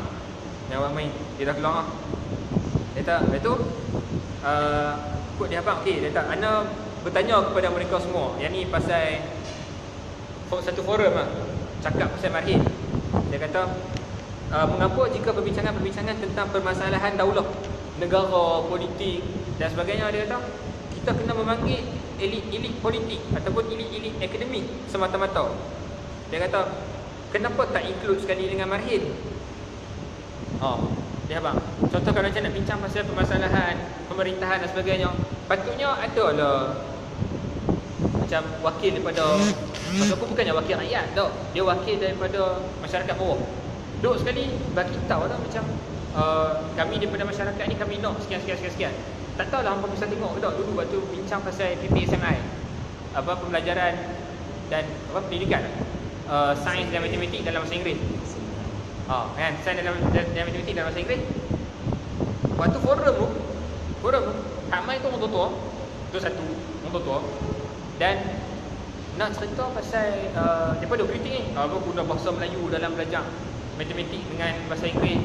Lepas tu yang bercakap tu, dia cakap pasal bahasa Melayu, yang bercakap tu orang Melayu tapi guna bahasa Inggeris. Forum Melayu. Dah lah yang main tu orang tua. Dia tak meraihkan orang-orang masukku student, mungkin ketua pelajar ke, at least lah main macam. Dia tu bincang tu tak pasal dalam bahasa Inggeris. Dalam kali PPSMI ni tengok balik, buat, lepas tu stop. Buku teks berapa banyak kali tukar. Lepas tu macam mula-mula ajak dalam bahasa Inggeris, tu ajak dalam bahasa Melayu. Benda tu macam kita tak nampak satu benda yang fix. Agak masalah untuk guru. Kalau cerita dengan cikgu faham. Memang susah gila. Dah lah dia kena key in sistem sekarang ni. Sangat-sangat susah. Cuba tanya kawan-kawan yang belajar cikgu, yang ambil cikgu. Kalau mereka dapat kerja, setakat dah tak dapat banyak geng-geng aku yang struggle lagi, tak dapat kerja lagi. Okey. Soalan ni dia kata kenapa buruh-buruh ataupun kita kata orang bawah, orang dia tak diajak untuk berbincang tentang masa depan dahulu. Apa yang mereka nak daripada negara dan sebagainya. Itu pertikaiannya. Dia tu 73, 78, okey rosak 83. Dia kata bagaimana jika belajar agama tetapi tidak ada kerja? Dia kata nak ke belajar agama lagi? Untuk ustaz-ustaz lah kot, ustaz-ustaz yang ambil bidang agama. Macam dia belajar Al-Azhar apa semua, kalau balik main tak ada kerja. Contoh, nak belajar agama ni, dia benda ni dia setakat yang aku belajar lah, setakat yang aku dengar, dia start daripada revolusi Perancis lagi. Yang aku cakap depa shift daripada depa fokus kepada Tuhan. Sekarang ni depa fokus kepada sistem manusia, kepada universe, sistem manusia dan sebagainya. Depa dulu depa fokus kepada alam akhirat, alam selepas mati. Lepas tu disebabkan berlaku revolusi Perancis, macam mereka shift fikir masa dunia, architecture, macam mana nak tahu, lebih kepada bidang-bidang medicine dan sebagainya. Lepas tu instead of fikir pasal alam roh kita, soul, mereka fikir pasal body, medicine dan sebagainya. Jadi macam mereka ada mindset sampai tahap sekarang. Aku rasa dalam family kita ada orang bila macam cakap aku nak belajar sejarah, nak ambil bidang sejarah, tu first benda katanya hang kerja apa? Hang nak kerja apa? Kalau ambil bidang maths, contoh ambil degree maths, jadi cikgu lah, Dia bayar. macam kenapa ambil bidang tu? Tak ada ke bidang-bidang lain, doktor ke lawyer ke yang mereka tak kerja apa. Nampak mindset tu dah kita dah tahu lah. Tapi aku bukan nak justify mereka. Benda tu dia tak main sehari je, dia main betul-betul yang pasal mindset kerja ni. Jadi dia tu soalan untuk orang-orang yang ambil bidang agama. Kalau dah tak ada kerja, ambil bidang agama, jadi nak keluar main mengajar agama, still lagi ke hang nak ambil bidang tu? Yang tu soalan dia. Dia tanya Dia maybe sebab atau soalan keluarkan anak ada apa balik ke ability kita ada lagi. Kita universiti kita potong, mesti orang universiti potong. okay. Masuk universiti ambil PTPTN Bila potong. bila soalan tu agak realistik sebab contohlah kalau ambil maths, lepas tu keluar masuk. Contoh, benda tu masih kopong di mata masyarakat. 30,000, 28,000, mana nak cari untuk anak bayar. Dia lebih kepada soalan dia sebenarnya bukannya hang nak kerja apa, bukan. Macam mana hang nak bayar hutang? Dia yang tu kot. Macam tu kot orang yang PTPTN ni macam yang tu kot. Cuma kalau dapat tajaan, tapi tajaan pun tengok orang hak tajak, dia tak tajak kos-kos yang biasanya kos lelong. Agriculture, aku kan nak hina orang yang belajar benda tu. Tak, benda tu bidang ilmu. Cuma tak ada apa orang nak tajuk bidang agriculture, bidang botanis. Yang dulu yang doktor nak JPA especially, doktor, pharmacist, macam bidang-bidang lain tu cikgu tak sure lah. Nurse, dia pun tak. JPA tak tajuk nurse. Macam of course mereka pilih bidang yang boleh pulang balik kat mereka dan sebagainya lah. Itu pasal yang nak bayar hutang tadi tu, no? Baik, terus lagi. Boleh pergi lagi ke no? Boleh lagi no? Esei kelima, muka surat 90. Boleh kata muka surat 90 ni aku tak setuju dengan Ben sebab dia guna sangkaan. Di habang dia kata jika mereka menganalisa lebih jauh, siapakah golongan peminjam terbesar PTPTN? Dia kata, siapakah mereka? Di habang kat sini dia kata, aku belum menuntaskan lagi pergajian aku. Dia kata, kerana aku pun terlalu sibuk dengan kerja aku, dia. Tapi dia kata, aku menyangka-nyangka. Di habang tu menyangka-nyangka, moga-moga salah. Dia kata bahawa kategori peminjam yang terbesar PTPTN adalah mereka-mereka yang mengambil kursus sains sosial, dan dalam kursus tu Islamic study lah yang paling rakus sekali meminjam dari PTPTN. Yang ni dia macam, aku tak sure lah dia assume ke apa. Sebab ada je budak JPA yang ambil bio, dan budak bio tu ambil Islamic Studies. Dia salah satu subjek je kot. Aku tak pernah ambil Islamic Studies tu, aku tak boleh komen. Cuma aku tak suka kalau macam hang nak tulis buku, lepas Pasal apa nak tulis sangkaan? Tu macam antara benda yang aku tak setuju lah. Tapi best tak apa. Kalau tak setuju pun tak ada masalah, cakap je. Okay, mungkin boleh sampai ikut. Nanti PTPTN siapa yang peminjam tu terbanyak? Adakah betul Islamic Studies punya student yang pinjam PTPTN paling banyak? PTN dah tahu tu. Macam mana? Tanya benda Orang yang rajin PTPTN mungkin boleh tahu kot. Bukan mungkin, memang tahu. So macam tak boleh sangka benda tu bagi aku lah. Sebelum anak tulis kena tanya recorder lah. Kena tanya lah macam kalau macam mana itu macam antara benda yang salah lah dalam anak menulis lah. Kenapa kena sangka kan? Tak boleh lah. Tu yang benda aku tak setuju. Muka surat 96 dan 98 yang ni mungkin aku geng FMI take note. Sebab dia sebut, dia tak contoh dia dari pendekatan jangka masa panjang yang bersifat seperti penulisan, pemberitaan, akhbar, majalah, apakah gerakan mahasiswa mempunyai tool ini? Sampai sekarang pun gerakan mahasiswa kita tidak mempunyai akhbar mereka tersendiri. Gerakan dia kata gerakan maksudnya BMI contohnya lah. Aspirasi aku tak sure lah ada tulis something ke tak. Universiti macam USM ada akhbar kan, akhbar universiti kan. Dulu lah yang aku duk beli di Mopang kot. Sekarang tak tahu ada ke tak lagi. Aku dah ada lagi ya? Ada lagi tak? School. Okey, tapi itu macam media rasmi kot. Sebab takkan dia pernah terbitkan benda yang hitam universiti. Of course tak. Yang tu persoalan dia balik. Dan benda ni aku abang dah kat geng FMI. Aku rasa aku cerita dah kat aku abang kata tool dan sebagainya. Mereka ada lah macam buat tinta raudah macam menulis. Tapi tak tahu sejauh mana benda tu berkesan dan ada lagi lah sampai ni. Aku tak salah, aku dah tinggal universiti lama lah. 2 tahun dulu aku universiti. Aku tinggal lah. Tak tahu lah nak kata PMI dah buat penulisan ke tak. At least kalau tak boleh menulis pun lukis, kartun, buat video ke, tim video ke. Tak tahu lah, mungkin lah kot. Yang tu antara yang dipertikaikan di esei ke-6 muka surat 104. Dia habaq pasal dia kata kamu tidak akan mampu menulis atau bersuruh tentang penindasan sekiranya kamu tidak melaluinya sendiri dan hanya bercakap dari langit di forum-forum intelijensia atau dari masjid. Contoh nak cakap pasal penindasan, mahasiswa cakap pasal penindasan orang miskin dan sebagainya, tapi tak turun juga. Contoh yang kita pergi jumpa gelandangan, ingat ke? Yang pergi bagi makan jumpa geng-geng Abang Abang Ranger lah, nama pelik-pelik lah geng-geng gelandangan ni. Kalau tak turun betul-betul, tak turun jumpa orang miskin, orang susah, tak tahu. Kalau sekadar cakap based on baca agak macam bagi aku artificial lah. Kalau macam kita tak turun betul-betul, sama juga kalau macam contoh orang bawah cakap pasal universiti. Mereka tak pernah pergi universiti, mereka tak pernah belajar dalam universiti, mereka tak tahu, dan mereka nak kritik. Alah, data geng-geng mahasiswa ni malah. Benda tu kita akan rasa macam simplistiknya. Tak boleh kata macam tu.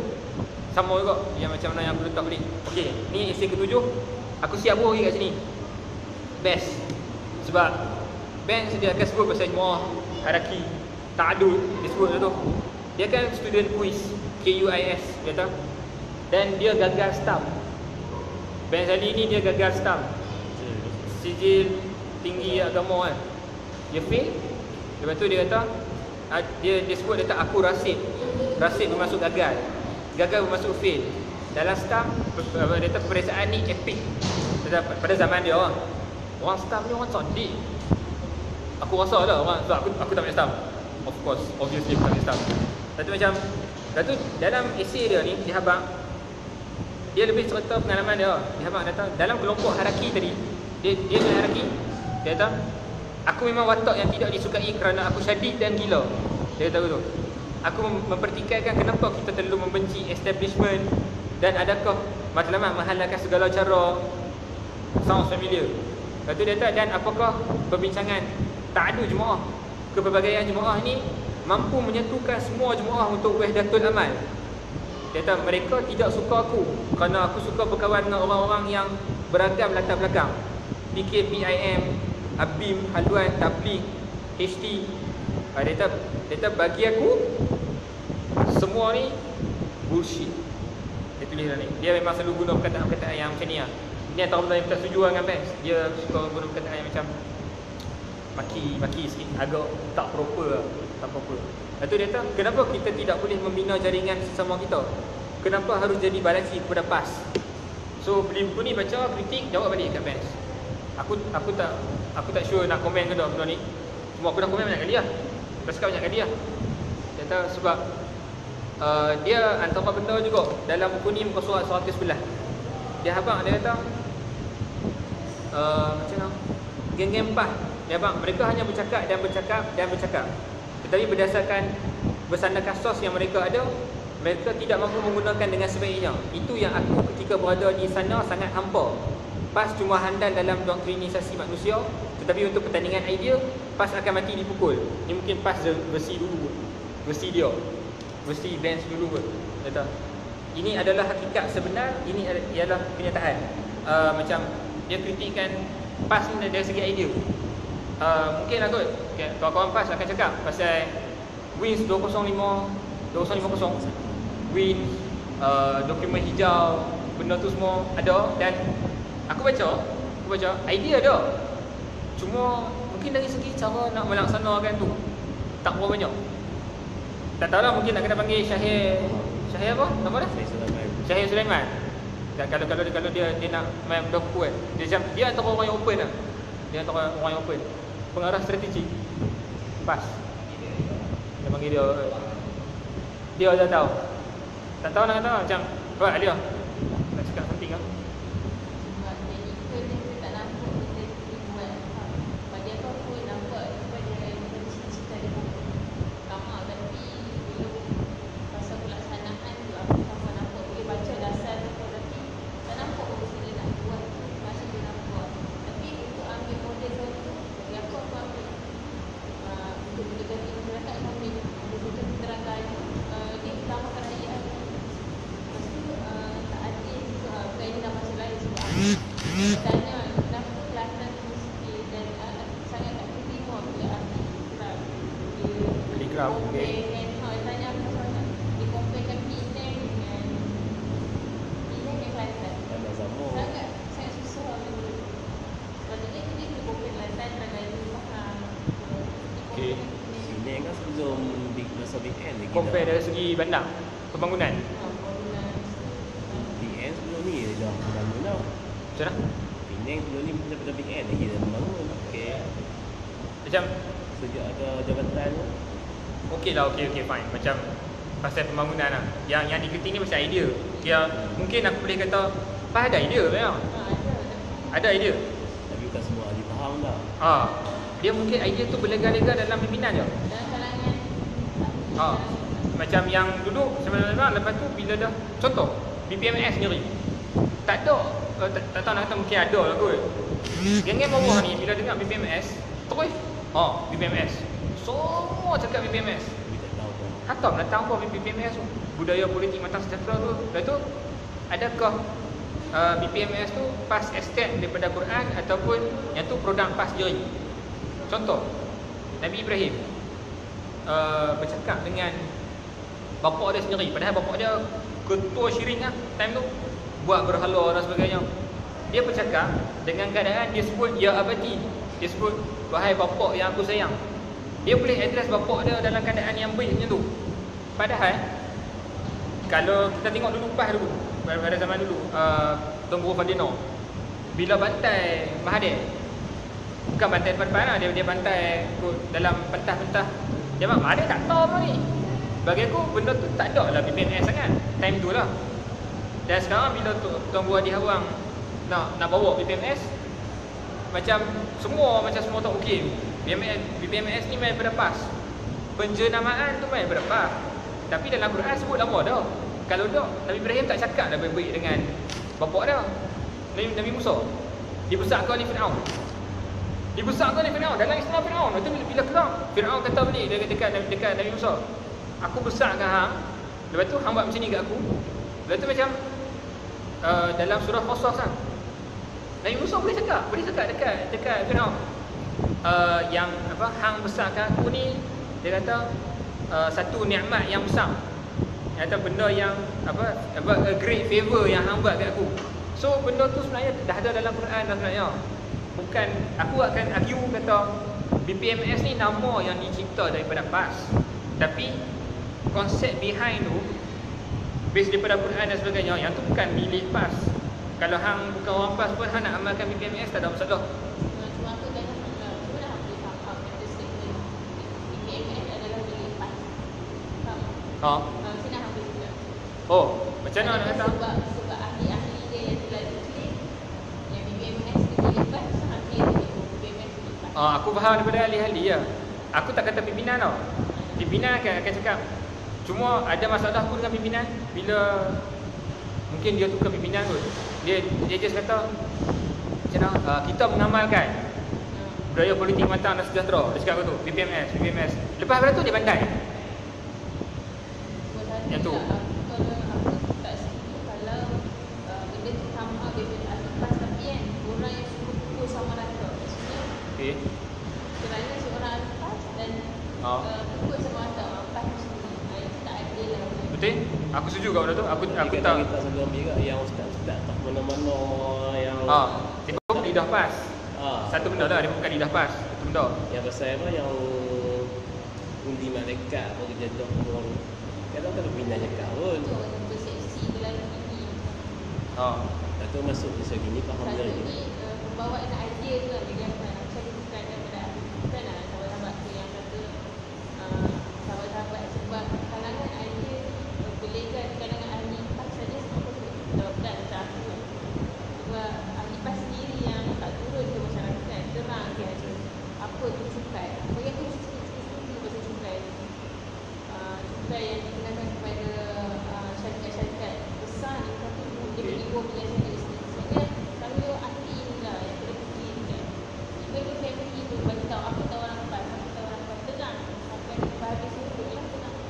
Tapi janganlah terang waktu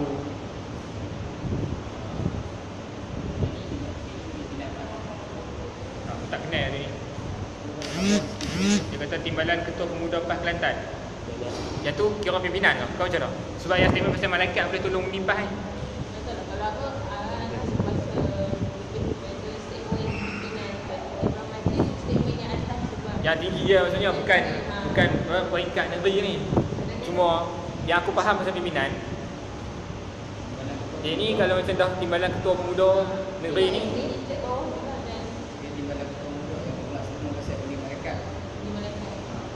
Bila tu boleh suarakan kat pimpinan kawasan. Kalau aku lebih bila baca statement aku rasa aku akan direct daripada pimpinan lah. Maksudnya aku ada direct juga dengan seorang tak tahu yang tu daripada matrik lah, aku beritahu dia especially pasal yang baru ni timbalan presiden, ada naik presiden cakap pasal okey lah, dia cakap pasal banyak benda. Dia cakap pasal akidah, siasah dan syariat semua.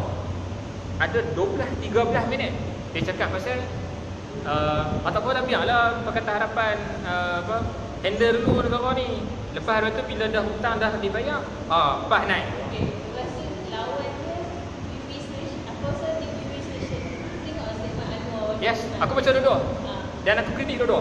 Macam aku cakap balik, bila aku dengar pimpinan PAS naik presiden. Siapa?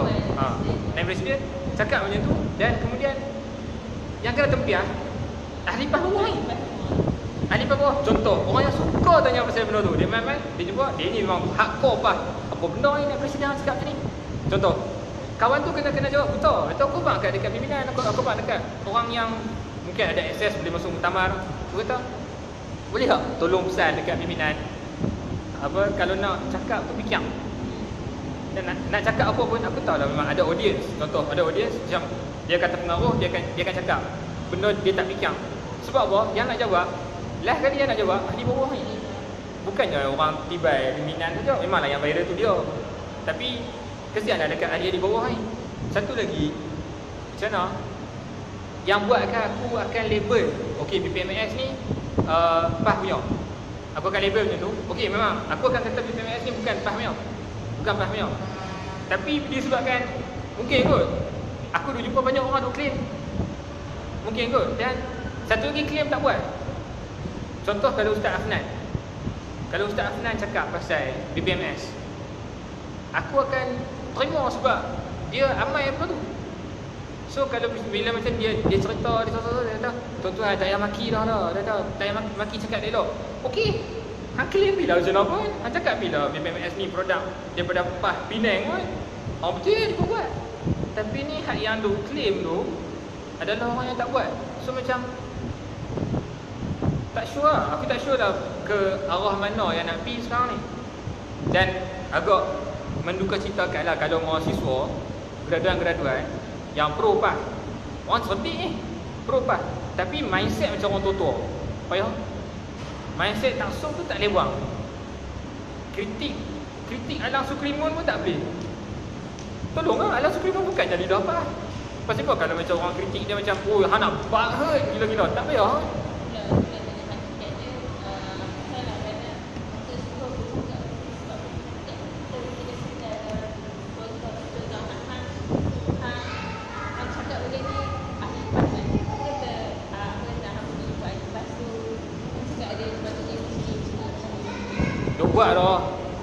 Dok buat dah. Hakikatnya apa dah adik yang berdua adalah adik Islam dan dia bersama amanah.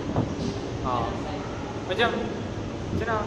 Aku tak interested dalam hang punya contohlah hang PAH ke hang amanah ke. Aku tak interested benda tu. Sekarang ni kita nak bawa kepada yang tadi tu, marhin sentrik. Kita nak bawa kepada marhin sentrik tu, bukannya political party sentrik. Sebab tu aku bantai lah. Hang fikir hang PAH ke hang menolak, aku bantai lah benda silap. Pro pada rakyat. Cuma bila aku bercakap tu sebagai leader rakyat, bila aku dalam posisi aku sebagai rakyat. Tapi bila contoh aku posisi aku sebagai ahli PAH, ahli NGO mana-mana, bila aku terlibat dengan persatuan tu, of course aku suarakan pasal ahli pasal persatuan tu. Macam jangan silap faham bila aku kritik PAH, oh dia ni dah futur. Mampu pergi kat hang nak kata futur ke apa, mampu pergi kat hang, cuma macam mana nak kata? Fikir ah.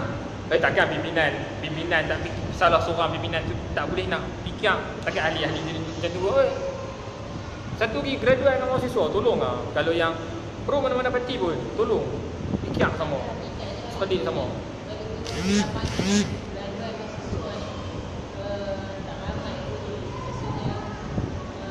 Tak ramai tu pun jadi masalah aku tu. Media ramai maksudnya. Dan satu utama kita tahu lah orang batin yang terletak hati sangat terluka. Macam aku tak maulah salahkan tu boy. Aku tak mau pukul rata. Semua graduan, semua apa yang political centric ni, semua ada pun teruk. Dak, aku tak boleh kata betul juga. Cuma macam mana nak tahu? Graduan kurang, mahasiswa kurang. Lepas tu yang ada pun perangai macam tu, perangai taksub dan sebagainya. So masyarakat yang ramai ni siapa yang nak pergi serta? Takkan nak harap orang tua-tua taksub? Susah. Dan kita ada pengalaman masing-masing. Bila kerja, maaf bukan semua orang tua-tua macam tu. Bila kerja dengan orang tua-tua kena label macam pelik-pelik, panggil pelik-pelik. Macam kita tahu dah ke mana hala tuju. Kalau kita nak depends dekat orang tua-tua saja sampai lah. Aku relate balik kan tadi tau dengan kritikan dia pasal PAH tu. No? Okey. Isi ke-8, cuba ni jam 3.50. Okey, aku try cover setakat mana yang aku boleh. Isi ke-8 muka surat 115. Ni pasal Anwar pula. Ada apa dengan Anwar? Contoh, identiti mahasiswa. Mahasiswa dulu mungkin pada zaman Anwar Ibrahim, pada zaman geng-geng dia, mereka ada identiti mereka. Mereka maksudnya mereka bawa cara mereka sendiri. Mereka yang trendsetter. Mereka set. Lepas tu orang ikut. Kita tak. Mahasiswa tadi tak. Tak tahulah aku tengok, aku cakap based on apa yang jadi kat UM, apa yang jadi dekat USM. Kita dah macam mana nak ikut Anwar Ibrahim, kita nak ikut political leader yang ada. Mungkin kot. Kita macam contoh based on hang berat pada siapa. Hang berat pada PAH, oh ini bentuk hang. Hang berat pada UMNO, ni bentuk hang. Yang jenis berat socialist, liberalism tu, dia berat. Yang tu bentuk dah, kita dah bagi tahu dah bentuk tu. Padahal kita kalau ada identiti sendiri, kita akan keluar dengan idea sendiri ya. Identiti kita sendiri ya. Tak payah nak jadi new Ana Ibrahim. Tak payah.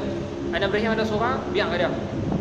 Why not? Hang contoh kalau nama hang Akil, hang wujud sebagai Akil. Hang wujud sebagai Akil yang baru lah. Hang tak payah nak ikut sangat orang sebelum-sebelum ni. Sebab apa? Dia sebut dalam ni, dia kata Anwar dan generasi sezaman mereka ketika zaman Young Angry Man tak pernah berharap kepada segala kejadahan ini. Mereka adalah generasi nothing to lose suatu masa dahulu, dan nothing to lose ini sudah tidak ada pada generasi iPad sekarang. Macam identiti sendiri je. Dia lebih nak fokus kepada identiti sendiri. Benda yang baik kita ikut dah. Contoh macam kalau Ana Ibrahim dia set, dia bawa konsep, dia pidato dia bagus, cakap-cakap dia, okey, tak ada masalah. Cuma kalau macam terlalu nak ikut tokoh, contoh pro Mazhar sangat, disebut tu pro Mazhar sangat, sampai hang nak cakap Dr. Mazhar tu punya gaya orang ikut, sebut perkataan kritik macam mana yang Dr. Mazhar sebut. Lidah hang dengan lidah Mazhar lain kan. Hang kenapa hang nak jadi mini Mazhar? Gaya cakap kita ni kritik dengan kepala-kepala macam ni. Kenapa hang nak ikut dia sangat? Hang cakap macam hang dah. Mungkin akan ada persamaan sebab hang terlalu tengok video dia, hang terlalu ikut ceramah dia. Tak ada masalah. Cuma kalau sampai cara cakap pun nak ikut dia, identiti apa yang mahasiswa ada sekarang ni? Yang student-student dia ada ni? Cara cakap pun ikut orang. Problem lah. Tak katalah dekat Mazhar saja, mungkin ada orang yang taksub Tarik Ramadan, ada yang taksub Syahid Sulaiman. Contoh, tak tahulah ada ke tak, aku bagi contoh je lah. Kalau macam ada ikut macam tak payah nak taksub sangat sampai tahap macam tu lah kan? Jangan buat hurt, relax, chill. Tak setuju, beritahu lah. Muka surat 123 essay 10, dia cakap pasal ketidakpatuhan atau tidak taat pada sistem yang sial dan bobrok ini di dalam negara demokrasi adalah perlu dan membawa kebaikan kepada masa. Maksudnya rebel lah dalam sistem universiti. Tapi aku tak tahu, esei ni dia tulis sebelum berubah kerajaan. Tolong apply balik lah. Tolong apply balik kepada kerajaan sekarang. Kalau macam contoh kerajaan sekarang pun masih melobi universiti untuk pro kepada kerajaan sekarang, kita lawan balik lah, rebel balik lah.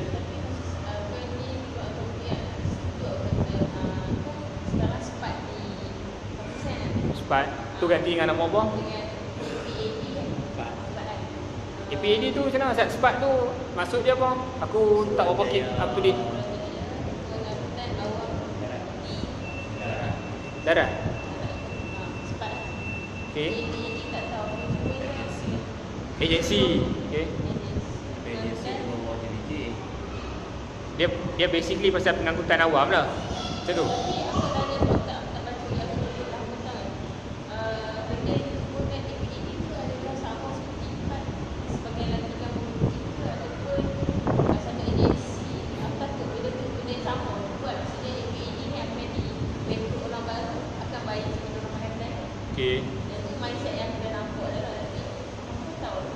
Aku kurang maklum lah pasal SPAD dengan APAD tu, aku kurang maklum. Aku tak boleh nak jawab kan.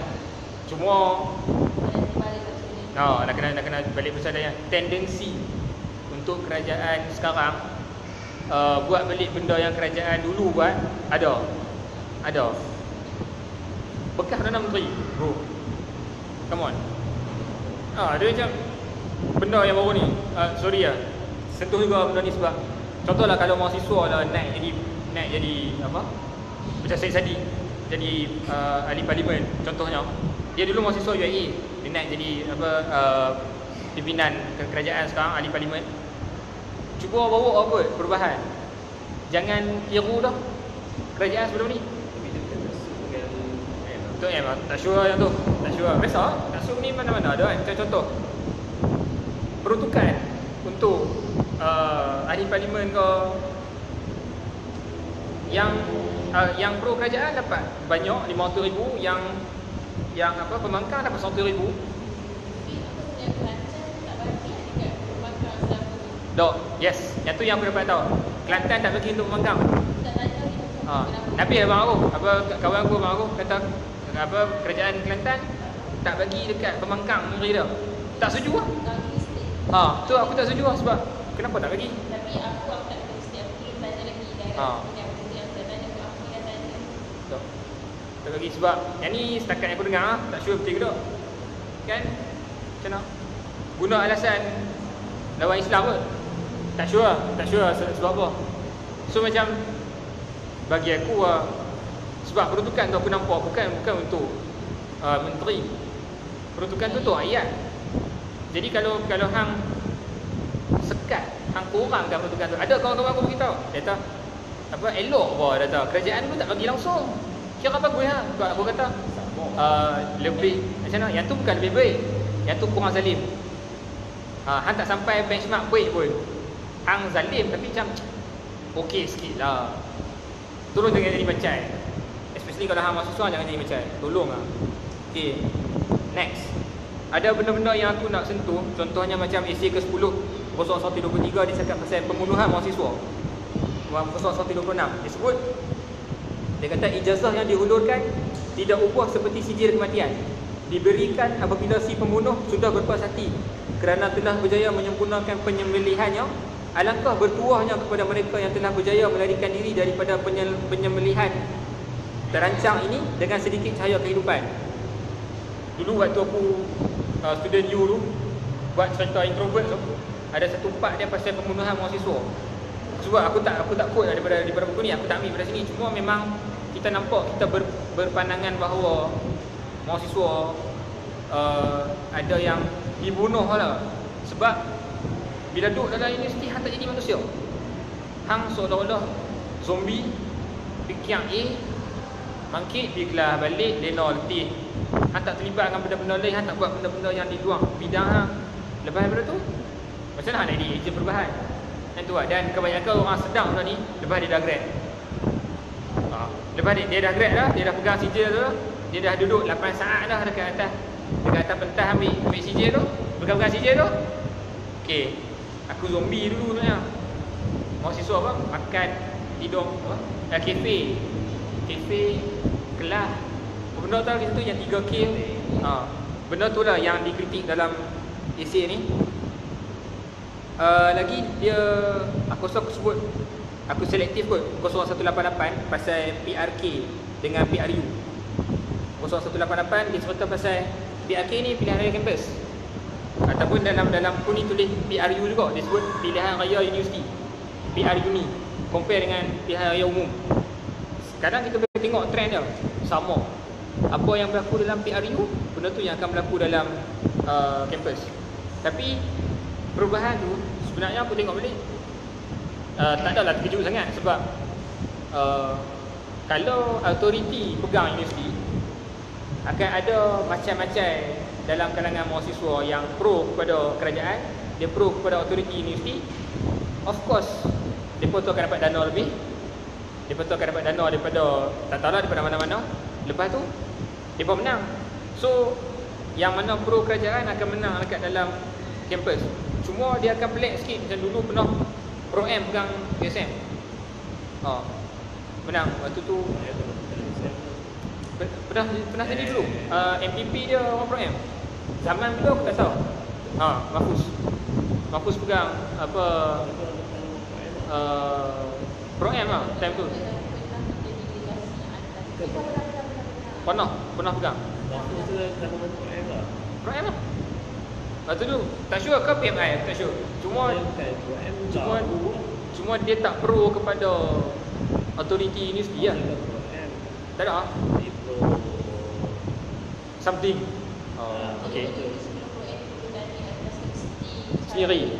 Tapi kalau macam atas kapasiti sendiri boleh jadi MPP, YDP, MPP, pelik lah. Bukan Pro M lah. Okay, silap pasal yang Pro M tadi tu. Dia sebut kat sini pasal Dia kalau begitu, bayangan yang saya dapat adalah calon tanding bebas tetapi ada proksi A ataupun M. Contoh kita bebas, kita pro mahasiswa. Dah kali dok, belakang hang ada something. Abang, PAS, PKR, belakang hang. Lepas tu dia kata wakil rakyat tanding bebas, padahal belakang ada orang besar kerajaan ataupun pembangkang. Benda tu wujud lah. Macam mana yang jadi dekat dalam universiti, macam tu jadi dekat luar. Drama-drama setiap calon yang hanya wujud semasa pilihan raya, padahal bila habis PRK, senyap tanpa tindakan pihak pentadbir. Wifi, lift, desa siswa, Benda tu sebelum pilihan raya. Lepas pilihan raya, tak ada. Gone. Yang kedua, lepas PRK ni, pelajar hanya buat macam biasa. Masalah pelajar semuanya tanggung sendirian berhad. Dah menang, tak jejak dah wakil rakyat ke kawasan ni pun. Sama macam sebut tadi tu lah, macam benda tu still ulang kan. Pilihan raya umum baru ni pun jadi macam tu kok. YB turun waktu sebelum pilihan raya je. Lepas tu dah sibuk dengan parlimen, sibuk dengan rasmi sini, rasmi sana, majlis buka puasa, sekian-sekian. Lepas tu tak tahulah, mungkin yang tu dikira turun kepada rakyat kot, tak tahulah. Marah orang-orang pro YB. Tahu? Di gambar. Okey, baik. Aku nak sebut pasal esei ke-19, buka surat 209. Dah nak habis lah, insya-Allah dah nak habis lah. Aku kira kita bincang kot lah, yang ni bukan satu one way kot lah. Bukan one way kot. Kalau macam apa ada benda yang pun nak cakap, sila cakap terus lah. Okey, biasa dengar apa yang kata dekat universiti, dia dah bukan zaman macam apa, hang belajar kat kelas. Dia hang belajar dulu dekat bilik. Hang belajar sebelum kuliah. Hang main kuliah, dia jadi tempat bincang. Aku bisa dengar benda ni, dia macam dia dah bukan classroom dah. Dia dah jadi macam tempat sekarang ni kelas-kelas untuk discuss. Hang kena belajar beforehand, hang study dulu. Main sini dengan soalan-soalan hang saja. Tu hang tanya. Gantung adab guru. Macam Gantung adab guru. kalau macam ada guru kan macam hang mungkin hang baca dulu. Kena baca dulu sikit. Hang baca dulu sikit. Tapi bukanlah hang study semua sendiri. Kan? Dia macam Ada lecturer tak seorang. Dia bukan dia tak bagi masuk kuliah tu, dia tak bagi kuliah. dia tak bagi konten kan. Dia bagi soalan. Dia bukan mengajar. Bukan. Dia just macam apa, kalau macam hang ada soalan, contohkan macam masa sekolah pun macam tu kot. Kata sebelum topik, contoh topik apa, sejarah chapter first. Balik baca dulu chapter ni apa, esok ke ataupun minggu depan sebelum masuk kelas. Waktu masuk kelas tu saya takkan ajak sebiji-sebiji lah. Saya akan tanya aja apa yang tak faham. Macam tu. Dia apa, orang penulis ni dia kata pelajar disuruh belajar sendiri. Kata pensyarah, jangan asyik disuap. Sepatutnya pelajar tanya balik. Kata, kami bayar yuran mahal-mahal tu untuk apa? Dia tahu tu. Kami bayar ni untuk apa? Dah lah hutang. Tu kan kami bayar. Even kalau macam masuk universiti awam pun 1,000 lebih kalau satu sem, still bayar. Kata, yang tu soalan dia kata, alangkah lucunya universiti ni. Kata, Tapi Ha. kalau dia tanya soalan tu kan pada lecturer kan. Okay. Doktor kan dia tahu kan, memang tak tahu. Tapi dia pun berjalan tugas apa. Dia pun pergi bawah pantauan orang. Hakikatnya dia pun dia nak membantu kita faham. Kita terikat dengan pemerintah faham. okay, dia terdekat dengan pemerintah, kira Konsep yang mengatakan ya. Misalnya contohnya pensyarah guna konsep suruh belajar sendiri sebelum masuk kelas tu sebab pemerintah suruh. Macam tu ke? Kau macam mana? Aku nak kata buku tu kan. Dia cakap kata kenapa kita tak tanya soalan tu dekat lecturer kan. Apa kita banyak mahal-mahal. Dia aku Bukan salah lecturer. bukan lecturer. Masalah inisiatif sendiri je. Inisiatif sendiri. Aku ada masalah dengan perkataan inisiatif. Maksudnya macam ada banyak tanya orang. Macam okey lah, contoh lah. Dia banyak sangkaan kan mungkin. Of course. Dia tak adalah sebut data menunjukkan sekian-sekian. Aku tanya lecturer ni dah. Cuma benda tu dekat dengan kita sebab aku bisa jumpa. Tu yang aku macam betul juga.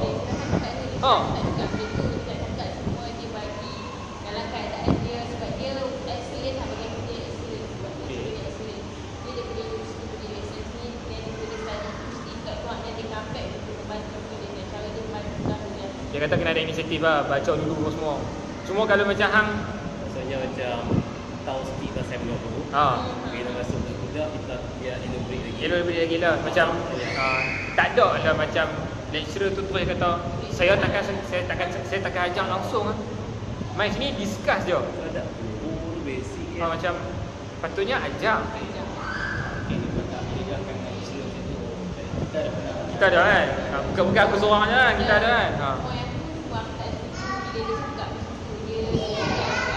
Sepatutnya ekor rasa macam lecturer tu akan ajak juga.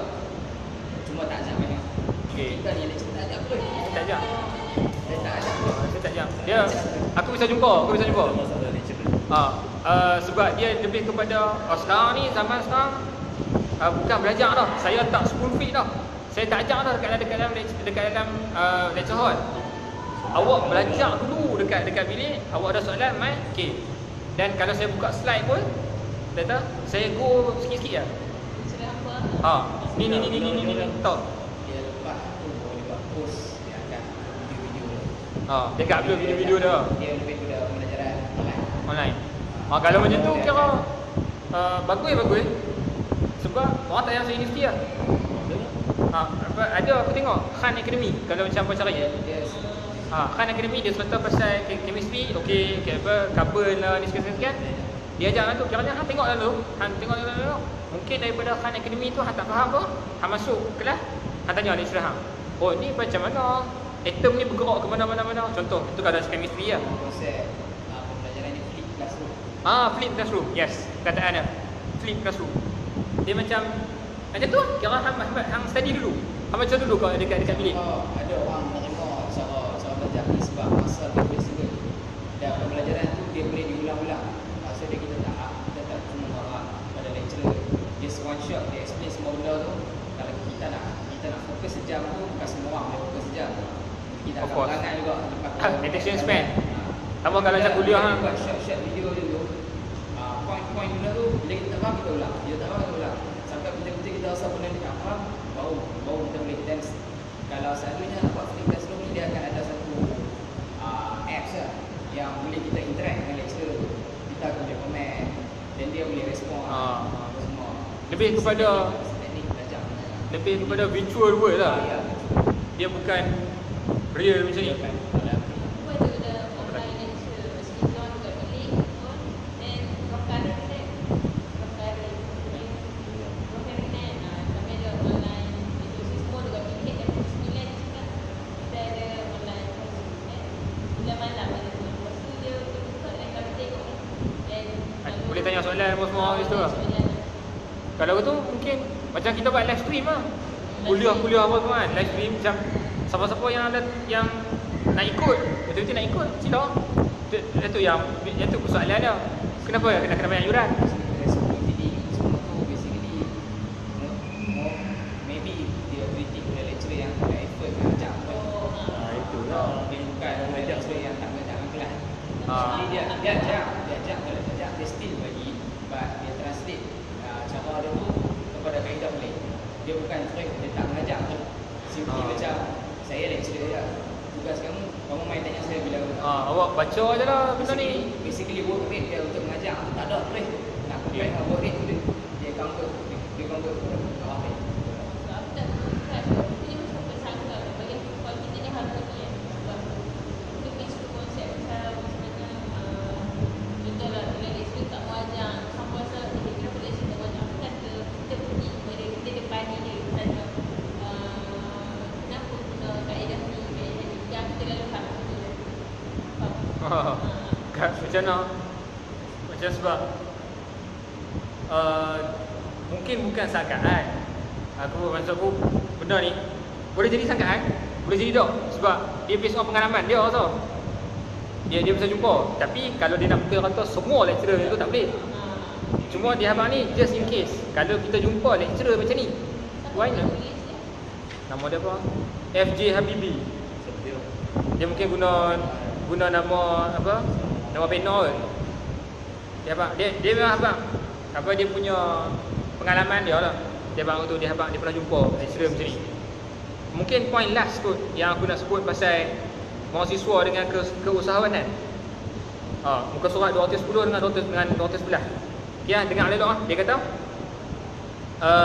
relevansi universiti boleh dipersoal kerana mewajibkan mata pelajaran keusahawanan. Kita semua kena. Semua USM tak tahulah akhir lepas ni tak tahu macam mana. Masyarakat macam pelajaran keusahawanan maksudnya belajar menega. Dia kata hal ini berlandaskan dua fakta penting. Pertama, pintu masuk ke dunia keusahawanan tidak memerlukan sijil. Hang nak menega, ada modal, go. Mungkin hang belajar, mungkin hang bayar dekat SSM apa untuk daftar perniagaan semua ada bayar sikit. Hang tak perlu sijil semua. Okey. Tu first. Kedua dia kata universiti ialah pintu masuk ke dunia pekerjaan.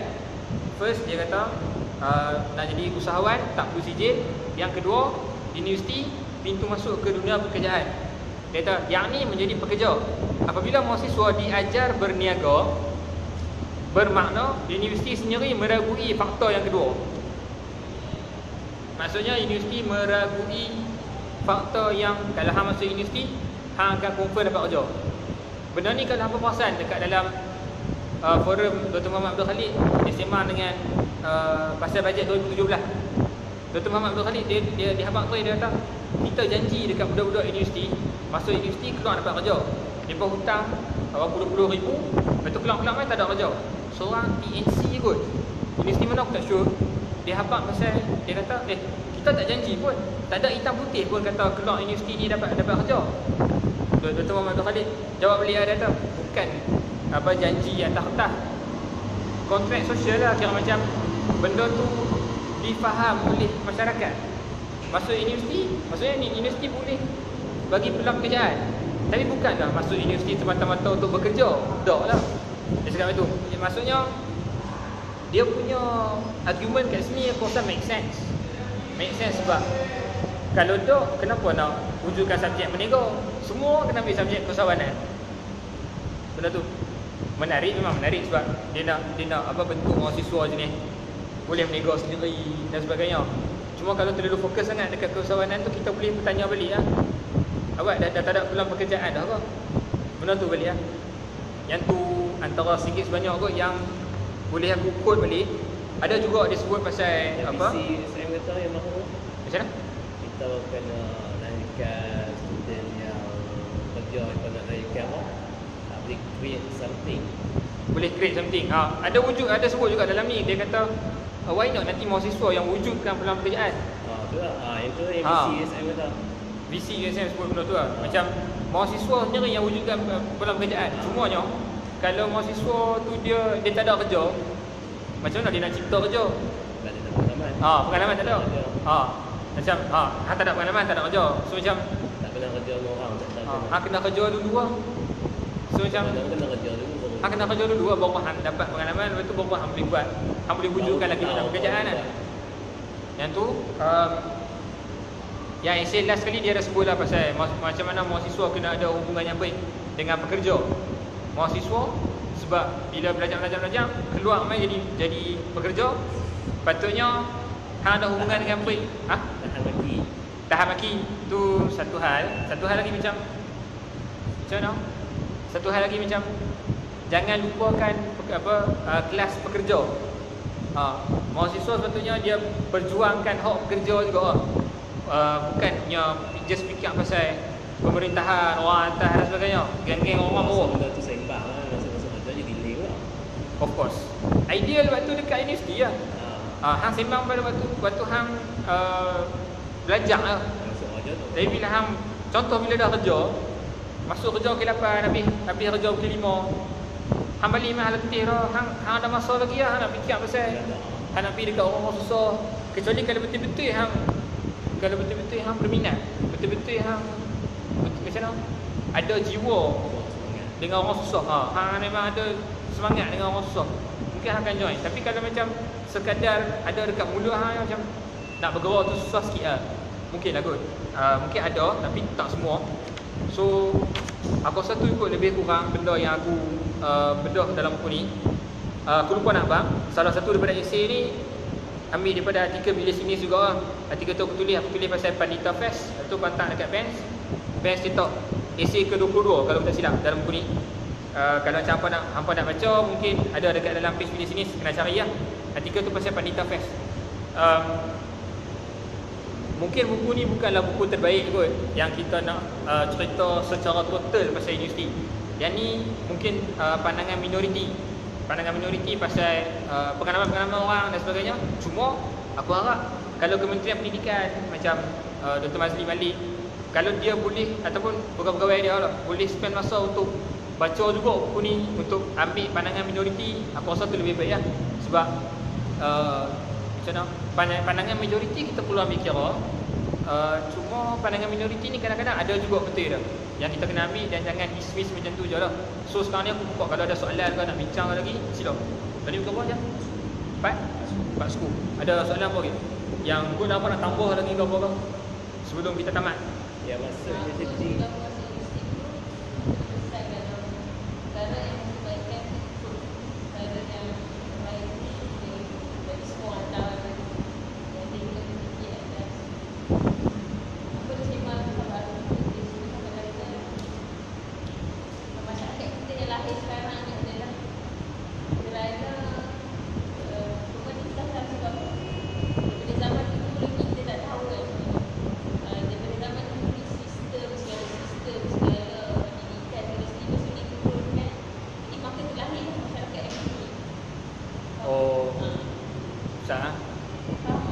Kalau nak blame kerajaan sepenuhnya pun aku, bagi aku macam tak sesuai juga kot. Sebab okey betul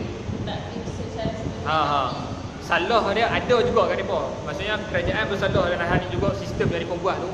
Cuma fungsi kita hak sedang ni lah. Bila kita yang sedang ni, kita buat apa? Kalau macam kita sedang, alah tak payah buat apa, lawan pun tak guna mereka kuat. Contoh, tak boleh aku tu. Macam dah bukan masa dia dah. Dan kalau mahasiswa boleh jadi ejen check and balance untuk kerajaan sekarang, tu bukti kata mahasiswa ni kira macam dia ada certain level lah. Dia bukan setakat, dia macam dulu mahasiswa dulu lain. Boleh macam agak ke depan, boleh turun demo lah apa macam. Mereka ada kesatuan mereka sendiri, dan kesatuan tu boleh push kerajaan. Sekarang aku tak sure. Kita mungkin boleh push kot sebab kerajaan sekarang mungkin lebih demokratik sikit. Mungkin. Patutnya masa ni amal. Aku dah tanya seorang sahabat aku Muslim. Siapa ni amal tu? Itu dan dia kata. Bergurau. Dia bergurau. Bukan dia kata. Jadinya aku takut aku salah sampai apa dia kata. Jadinya diakui lah kata pasal bila pemerintah faham tak? Dia bagi ayat yang tu. Diakui pasti pemerintah. Oh, okey. Oh, macam contoh macam okey, aku kata tak apalah, biarlah PH bayar hutang. Lepas tu lepas daripada 5 tahun PAH ambil kerajaan. Lepas tu bila ada orang yang bahut dengan perkataan tu, orang PH bahut tu maksudnya orang PH tu seolah-olah mengiyakan yang lepas 5 tahun PAH akan merintah. Faham tak? Dia macam kiranya maksudnya okey lepas ni PAH lah yang akan merintah macam tu. Aku personally lah, aku bahut. Aku tak bahut yang lagi 5 tahun PAH akan pegang. Aku tak pegang, aku tak fokus macam tu. Yang aku fokus sekarang, kenapa dia cakap je tu? Yang tu yang buatkan aku bahut. Aku tak puas hati sebab tu. Itu sebab aku jawab macam tu. Dia akui lah. Lepas ni kita kan dia sekarang aku rasa sahabat Han tak menjawab soalan tu. Sebab macam soalan Han tadi, macam soalan aku, bila aku tanya dekat orang yang berkenaan, aku tanya macam kenapa pimpinan cakap macam ni. Bila aku tanya macam tu, orang tu jawab. At least tapi macam dalam grup berasingan lah. Dia tak jawab dekat dalam grup banyak-banyak orang lah. Dia abang kata macam mana? Dia kata benda tu dia kata memang kita akan sampaikan dalam muktamar. Dia macam mengakui. Dia akui kata pimpinan memang kadang-kadang tu memang banyak kali juga keluarkan statement yang bagi aku sorry lah, cakap macam tak fikir. Cakap macam tu lah. Macam dia sampai tahap orang akan fikir, kenapa dia cakap benda ni lah? Sampai tahap orang kata tu seorang penting. Padahal tu seorang individu lah. Padahal itu pandangan individu sebab dia pegang apa? Kapasiti dia apa? Kapasiti dia apa? Okey, kalau aku, contoh aku tak pegang apa-apa pimpinan apa dah. Aku bukan presiden apa dah. Okey, aku cakap bodoh tapi aku tak ada pengikut. Aku tak ada orang yang macam aku dah contoh 5,000 follower ke. Oh, betul dia ni cakap apa? Share. Tak ada influence. Tapi dia cakap benda besar. Anak Ibrahim kan? Anak Ibrahim cakap pasal apa macam mana? Dia cakap benda yang sama, dia kata tak apa, dia kata biar Mahathir handle dulu. Lepas ni bila settle, dia pergi. Statement dia macam tu lah, lebih kurang lah. Aku tak setuju juga kata macam ni sebab kenapa hang macam simplistik sangat cakap benda tu? Tapi aku nak tanya juga lah sebab aku tanya lah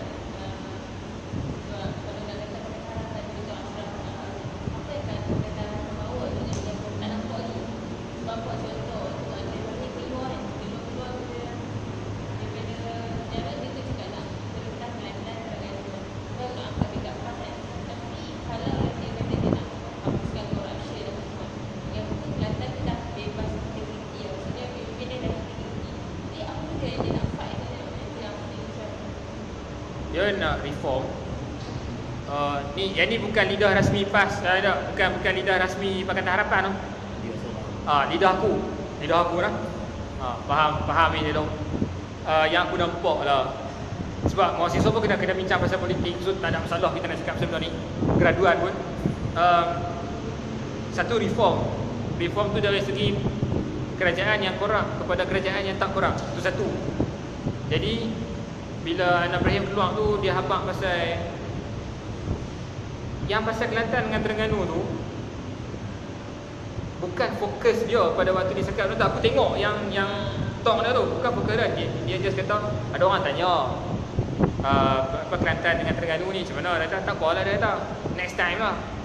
Maksudnya macam tu. Tak apa, fight lah. Memang tidak tahu nak fight pun kan. Cuma yang jadi bahas tu macam, depa Pakatan Harapan pun nak rampas Kelantan dengan Terengganu. Nak rampas pun jaga elok lah. Aku akan lebih ke arah tu lah. Macam kau jaga elok lah. Aku apa? Kawan-kawan aku. Tu pendapat aku lah. Macam bagi aku Anak Ibrahim dia cakap tu sebab atas kapasiti dia depan audience dia. Beda kan? Dia pun dia atas dia dengan audience dia, dan dia bila dia bercakap isu dia sebab dia cakap pasal Kelantan dengan Terengganu.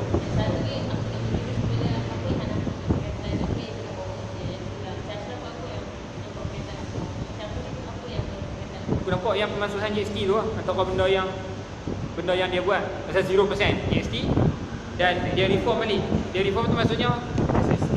Dia start balik dengan SST, dia eradicate UMNO PN tu lah. Yang tu je lah yang aku nampak. Macam dalam manifesto dia tu ada yang dah dia buat, ada yang dia dah buat. Cuma satu lagi yang pasal media tu macam berubah lah benda tu, antara perubahan awal yang aku nampak. Cuma kalau aku nak expect lebih tu, aku tak berani. Aku tak berani macam, tak apa, biar tu dia buat. Cuma aku dah cakap dekat geng-geng PAS Kelantan dengan Terengganu, aku cakap, aku bang, andai kata Kelantan dengan Terengganu tu lepas 5 tahun ni, contohlah 5 tahun ni, ataupun PAS dah merintah Kelantan lama, kalau Kelantan boleh jadi metropolitan Islam contohnya, boleh jadi macam membangun dari segi rohaninya, sasiah dan sebagainya, membangun. Dan pada masa yang sama pun bandar pun naik. Bukan dekat Kota Baru saja, Kelantan luar. Ya, Kelantan luar. Macam bukan dekat Kota Baru saja naik bandar, yang kampung-kampung pun boleh maju juga. Bagi aku benda tu orang akan buka mata. Orang akan fikir, PAS ni dia boleh ubah satu negeri yang kampung kepada negeri yang bandar dan sebagainya. So macam satu perubahan yang positif lah. Dan aku tak teragak-agak kalau macam orang lain macam akan fikir, tak apa, lepas ni kita try PAS lah pula. Mungkin pun orang akan try macam tu. Sebab sekarang ni yang 14 hari tu, orang pangkah Pakatan Harapan. Yang ni disebut sendiri lawyer tu dekat dalam forum Syed Saddiq, Syahir Sulaiman dengan seorang lawyer tu, dia sebut, dia kata Kamil Reza. Lawyer tu sebut tu, dia kata Syahrizan nama dia. Dia habaq, dia kata orang undi Pakatan Harapan bukan sebab orang undi Pakatan Harapan, atau orang undi PAS bukan pasal orang nak PAS. Kecuali kalau cakap Kelantan lah, orang just nak jatuhkan Najib, orang nak jatuhkan PN yang ada. Apa manifesto tak tahu. Ada. Jadi kau tak lidah mancai ke apa? Kalau Pakatan Harapan tu mereka dah ada manifesto semua nama. Kita tak expect yang Pakatan Harapan boleh menang. At first kita sebenarnya ni orang kata Mindset still CN. Chances untuk Pakatan Harapan menang tu kita tak tahu. Kita tak ada idea sebenarnya Pakatan Harapan boleh menang. Tapi bila kita tukar dan tambahan lagi, ada orang undi untuk kali lagi semak marah lagi. So fokus pada manifesto tak sangat. Fokus pada orang marah dulu. Orang kita marah nak tukar kerajaan dulu. Bila dia tukar, masa tu orang fikir, budak nak tukar sebenarnya orang dah marah. Masa tu Bingung lah. Masa tu expectation kepada orang setiap, kepada pendidikan, kepada pentadbiran, kepada benda ni, masa tu baru nak cari balik apa dulu yang kita mahu Najib, apa dulu yang berlaku masa orang. Sebab kita tak atau benda yang kita nampak Pakatan Harapan sebenarnya nak bawa apa. Salah ayat kau ke? Aku personally, aku tengok manifesto kau, aku layan manifesto PAS, Pakatan Harapan, BN.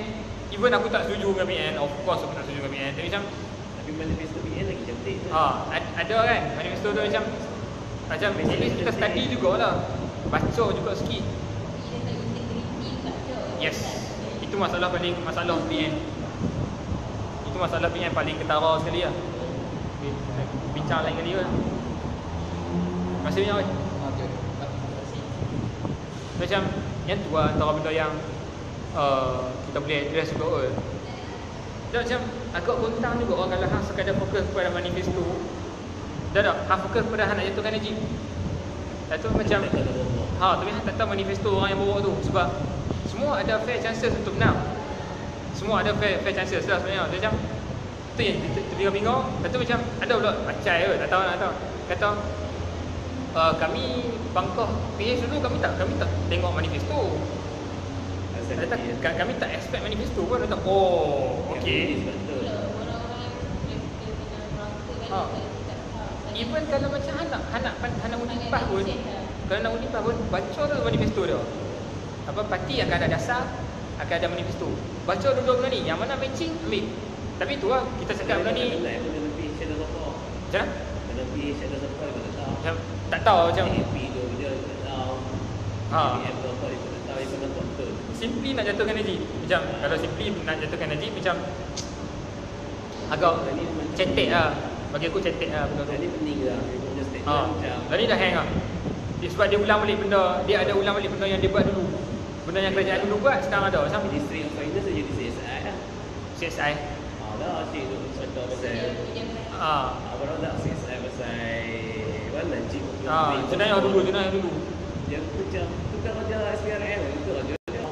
Kenapa nak fokus daripada develop negara baru kan? Bila kewangan baru semua buat. Dia akan kata baru kahwin takkan ada anak. Kalau dia kata macam okey. Tak, tapi dia tak ada dia macam CSI lah. Dia bukan fungsi dia. Dia macam jadi dia belum polis. Tak tahu. Apa tujuan? Kita tunggu lah macam harap kita boleh kritik kan. Tengok yang itu yang masuk LPM, yang masuk wawancara dengan Aku tak tengok wawancara tu. Tapi ada lah dia pun cakap lah. Dia macam tak jawab soalan. Tanya benda lain, lepas tu tiba-tiba kena semua salah dia.